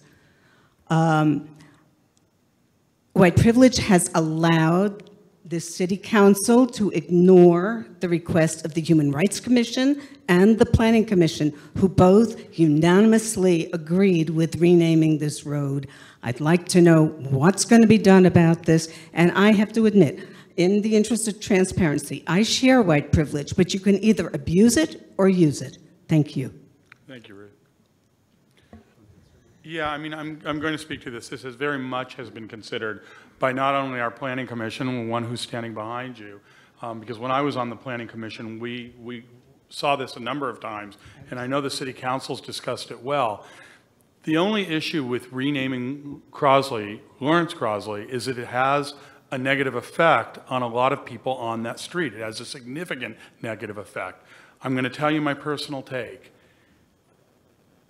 Is the goal in adding the first Lawrence's first name to a sign, are we really doing something good when it then has a huge negative effect on a lot of other people? My personal take on this is that I think we can do a better job honoring him than adding his first name to a sign. And what I have hoped we have done, I've actually talked to Michael Braun about this, is that why don't we do something really significant? Why don't we give him a full-size bronze with his story downtown? JR, So that you when mentioned this 2 years ago. Yeah. Come on, I mean, this is racism. Let's face it, let's give it a name. So Ruth, that can be your opinion. I'm a guy who's actually worked hard on this. The woman behind you's worked on this. So you can accuse us of racism, and that's your option. I'm not accusing, I I'm am not a describing. racist. And so we'll leave it at that. But we are working on this issue. I'll leave you with that. Thank you. When is this going to be decided? When is it going to be on the agenda for City Council? It has to go back to the Planning Commission. When is that going to happen? I mean, shoving this under the rug has not been, people of color in this town feel neglected. So Ruth, frankly, what we could use on this issue is more help from the public. There's a major cost component with whatever we do here. Very often when people are honored, it's usually from the private sector who honors them, helps create a bronze, helps create a story, helps create something. So when people stand up with dreams and ideas that we appreciate and want to be part of, it falls into a budget line issue, and it starts there usually. If we had more, the projects that frankly go faster, like honoring people like stars and that type of thing, that usually comes when the public comes to us with some money, and then we can really hop on it. But without the money, it falls in line with the hundreds of other things that people want us to fund all the time. So I'm going to be frank with you. If this is this important to you, help us do it. Help us go find the money to do it. We have people like you who occasionally come up and tell us they want to do this, but we actually need more help than that, okay? And I will work with you on that. But it can't just be you telling us, do this, do this, do this. We need help. We do not have a budget for this. When we do, I can really get on it. Okay? Thank you. You bet. Hi, Kathy Wormick speaking as a resident. I'm just going to mention affordable housing. And there's some steps that I would really like the council to take. There was a task force set up on affordable housing that I think had the same 2 people on it who were doing homelessness, and I think in some ways you need to separate that so that the tasks are separate, because they're really, really different. We had, when Lori Elysian was here, and this is a question for Jay, Lori was setting up meetings with affordable housing providers to see what we needed to do to entice them, bring them here. And one of the other things we were looking at was nexus studies. I know it's a very technical term, but it ties new development to the need for housing. And if you do a study like that, then the city can have a policy that says you can make it a public benefit to require some funds go to housing or some units go to housing when new developments come in. Absent those studies, we're not at Planning Commission able to make those decisions. So and it takes staff, and I worked as an affordable housing developer for 10 years and as a lender for 17. So I have a history in the industry, but it also takes a staff commitment and a person on your staff who cares about this, who works it, who takes it through the council. So I don't know if that person is Jay, but somebody on the city staff needs to shepherd this. And we really won't solve, I mean, affordable housing doesn't solve all of your homeless problems, but it does help getting people in housing, both people who are working in the city and can't afford to rent here anymore, and you can also get specialty developers to develop housing for people who are homeless or who have issues. So all I really want to do is to beg you to put it on your agenda. So Kathy, I first want to say thank you, because you are somebody who puts in great effort on this and always have. And Jeff and I are sitting here smiling because we know the two people coming onto the council are going to bring a lot of power to this, and they're both really excited about it. So I think what you're going to see is this is going to come up quickly, and we're going to hop on it. And it's one of your priorities. It is Absolutely. stated as one of our goals and Right. priorities. We're looking very closely at this. The affordable housing development industry is kind of upside down right now. We don't know what will happen with federal tax credits, which is a big part of producing affordable housing. There are a number of California legislative issues that were recently approved that we would form into a work program that would work for Palm Springs. But again, as you know, the entire funding amount has to be available, and it's affordable housing projects are often pieced together with different sources of funding. The first one I did had 11 sources of funding in it, and that was back in the 80s. By the time I finished as a lender, we were seeing 15 sources in some of the projects. I know it's hard, but it's important that there be some center in the city that promotes this and cares about it. Absolutely. The other piece I just want to add to this, and Janice here, and I want to thank one you of the things we've been struggling with is, as you know, we have a whole bunch of low-income units that the city has subsidized at the time they were built. And you give a developer money, and they have to keep it at a certain rate. And 600 or so of those expire over the next couple years. And figuring out how to keep those is cheaper than building new, and that is also on top of our list. Of course, it's a budget item, but something we are starting to work on with Jay, because it's so important that we don't want to lose what we have either. And once once it expires after, I think it's 50 years, I mean, we've been doing these for a long time, they can go up to market unless we can work out a deal. So that's also something really important, and thank you for working with us on all of this. Thank you, Kathy. Our last and final. Hi, I'm Doug Huth, and I live in Palm Springs. Hi, Doug. And thank you for putting this meeting together. It's really great to hear everybody else's thoughts, and mostly that you guys are hearing everybody's thoughts. Timely in that the new city councilors are here, so it's... One of the reasons we wanted to do it right now, is to kind of indoctrinate them or scare them or something, I don't know. Yeah, and hopefully, hopefully it sets a precedent and you do more of these. That would be great. We will. So a couple of things I wanted to bring up was, one is the building that apparently started construction today at Alejo and Palm Canyon. They weren't doing anything yesterday. I've been driving by and checking because from what I understood, the city was going to tear it down if they didn't start by November. Yep. And today, if they started, it's like second to the last day in November, they put up a bunch of barriers and signs and to make it look like they were doing something. And I guess they put some people there today. I don't know if that's a flash in the pan or not. God, I hope not. I hope not too, but maybe the city should consider requiring performance bonds, especially in downtown projects. I haven't heard anybody mention that, but that's, being a developer, I know about them. So I think that might be a good remedy for the city to not have these half-finished projects. Doug, I share that with you, and in fact, Dr. Reddy and I have had conversations about performance bonds, so I think it might be something that you see us talk about in the future. Yeah, it'll add a quarter, a percent, or 0.5% to their cost, and that's part of their cost of doing business.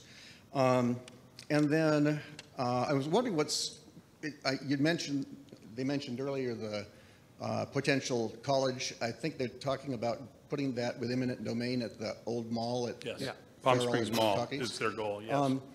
Does the owner of that property have a plan that he's told the city about, or is it just like sitting there vacant? Well, there's a plan, but he doesn't have a lot to do with it. The owner of that property doesn't want College of the Desert there. And as David Reddy mentioned earlier, the College of the Desert is in the process of doing a taking on that property for the college use. Mm-hmm. And that is one of the uses that still works for a taking, and they're in process. And, you know, Dr. Reddy, what do we think time-wise? I mean, do you even throw numbers at something like that? We're hoping to know in a January, February timeframe. And the way it works is, because there are two different ways you can do eminent domain, and the way they're doing it is they're going to get a decision by the court about how much they'd have to pay to take it. The other way they could have done it is they take it and the court tells them how much they have to pay after the fact, which is a quicker process, but is somewhat risky if the court comes up with a really high number. But depending on what happens in this decision and potential appeals, I assume, Eddie, could happen, but we may know more in January or February, at least on the likelihood. I just don't know what the owner of the property, I understand it's a man in Pasadena, if he had plans to renovate the mall when the last tenant moved out. No, I heard it was sold. What the rumor was, it was going to be housing, but we never saw anything. The current owner has no plans, not put anything in the city, no. The current owner is out of country, right? Correct. In China. Yeah, I think you're thinking of the last owner. The current owner is in China. Oh, okay, yeah, and so I guess that it's appropriate then if there's no plan for it to make a use out of it. We're really excited about the prospect of College of the Desert. You know, when we talk about jobs and we talk about creating environments for younger people, which is good for our city, you know, what could be better than a college extension or extension of College of the Desert? So that's something that's wending its way through, and we're working with them as closely as we can to make that real. Well, good. It's good to know what's going on with that. Yeah. And then the last thing is kind of for the new city council, but you're here, so. Yeah. So I just. Have at 'em. Just a kind of a comment, as much as a question, I guess, that the origin of the Prop J funds and the whole renovation downtown was to replace that little mall. Well, now at the end of the day, we have hotels and we have buildings that are taller than our general plan. Everything's been approved with PDDs rather than fitting within the general plan. I know you guys worked when you got on the council to rein it in and bring it down to a more reasonable level, but it's still not the old Palm Springs visually, the low level, and it's changing. I think it's going to change the whole city feel. And one of the things I've heard other people say at various meetings, and I feel the same way, that I like sleepy little Palm Springs. It's kind of a getaway, and I think that's why the Stars used to come out here. And it's kind of being turned in, looks like it's going towards more Rodeo Drive kind of feel. So if the new, in the future, if on the happenstance that Westman is successfully prosecuted on one or more of the indictments, I understand that the decisions that were made by the previous city council would be unwound and would have to, I guess, those approvals would have to be redone. Would the new city council consider taking that opportunity if it presents itself to reining in some of the heights and scale of some of the approvals that have been given? So I'll take a stab at that. So we've already done that, as you pointed out. So the first act of our current city council, and I think pretty much everybody's here now. I saw Ginny Fote here, and I'm guessing the mayor's somewhere in the room. Okay. So our very first act as the new council was to completely rewrite the specific plan for that project. And it included a number of reductions in height. It included the elimination of buildings and uses altogether, and we worked closely with the developer to ensure that could still be a successful project, but bring it down dramatically from what was first approved. Going forward, I think that my personal take is that there's room for some larger development. Do I want to see a lot more of these size buildings? No, frankly, I don't. I think we've approved some taller buildings, and I think there's room for it, and I don't think it destroyed our charm. I don't think it destroyed our character. I think that it added something progressive and new that's attractive to a younger demographic, that also keeps us fresh and keeps us desirable for the tourism that we bring in. It's always going to be about a balance. It's always going to be about striking a balance of old and new.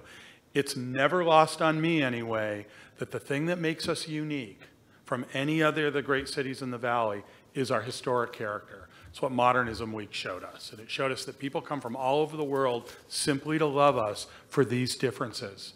So inasmuch as you may see us approving newer buildings and larger buildings, you're also going to see us fighting on a daily basis, and we do, to preserve the older buildings and the character that gives us what it gives us. And it's about striking the balance. And I have to say, I've been very proud to work with Jeff and my other colleagues, because we've all been in agreement on that by and large. And I think you're going to see more of that with the future council. And when I say that, I mean a sensitivity to who we were and who we are, and how we blend those two things. I appreciate that when you guys got on the city council, you pulled down some of the heights and reduced the scale of some of the previous approvals, and I negotiated with Westman. I came to those meetings. Once I found out kind of what the scope of had happened, what I thought was going to be replacing the mall turned into, somehow grew to, changing the city. And I wasn't following. I should have been coming. Well, that was never specifically about replacing the mall. It was getting rid of that old dead mall. And, again, it's private property. So we have to wait for development to be proposed to us, and then we can try to work with that. And the former council worked, so, whether you like it or not, the former council worked with the developer to try to come up with a plan that worked. And frankly, the investment that the city made into that project made that project a reality. And, people say, well, you gave away $42 million. Actually, we didn't give away anything. The city bought all of the parking for that. We actually got a lot of land in that deal. And that is so that we can continue to control that parking. The goal is to keep that parking free or very low cost, which attracts tourists and keeps us where we are in terms of being a great tourist destination. So that's kind of where we are. I mean, it's been a long road with this project. Most people tell us they're pleased with the outcome. Will everybody have an opinion on whether it could have been this or that? Yes, that's part of democracy. It's part of who we are. But I think by and large, what happened there is working, and I can only say that to you. One quick question, as long as I've got you. Yeah, Doug, we got to wrap up, buddy. I'm sorry. Is it under I know. We got it, buddy. We got to end now. I'm just wondering if it's underparked.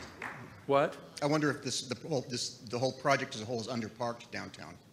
No, it's not. Okay, good. We're adding 1,200 new parking spaces. Good. We're not underparked. Good. Okay? So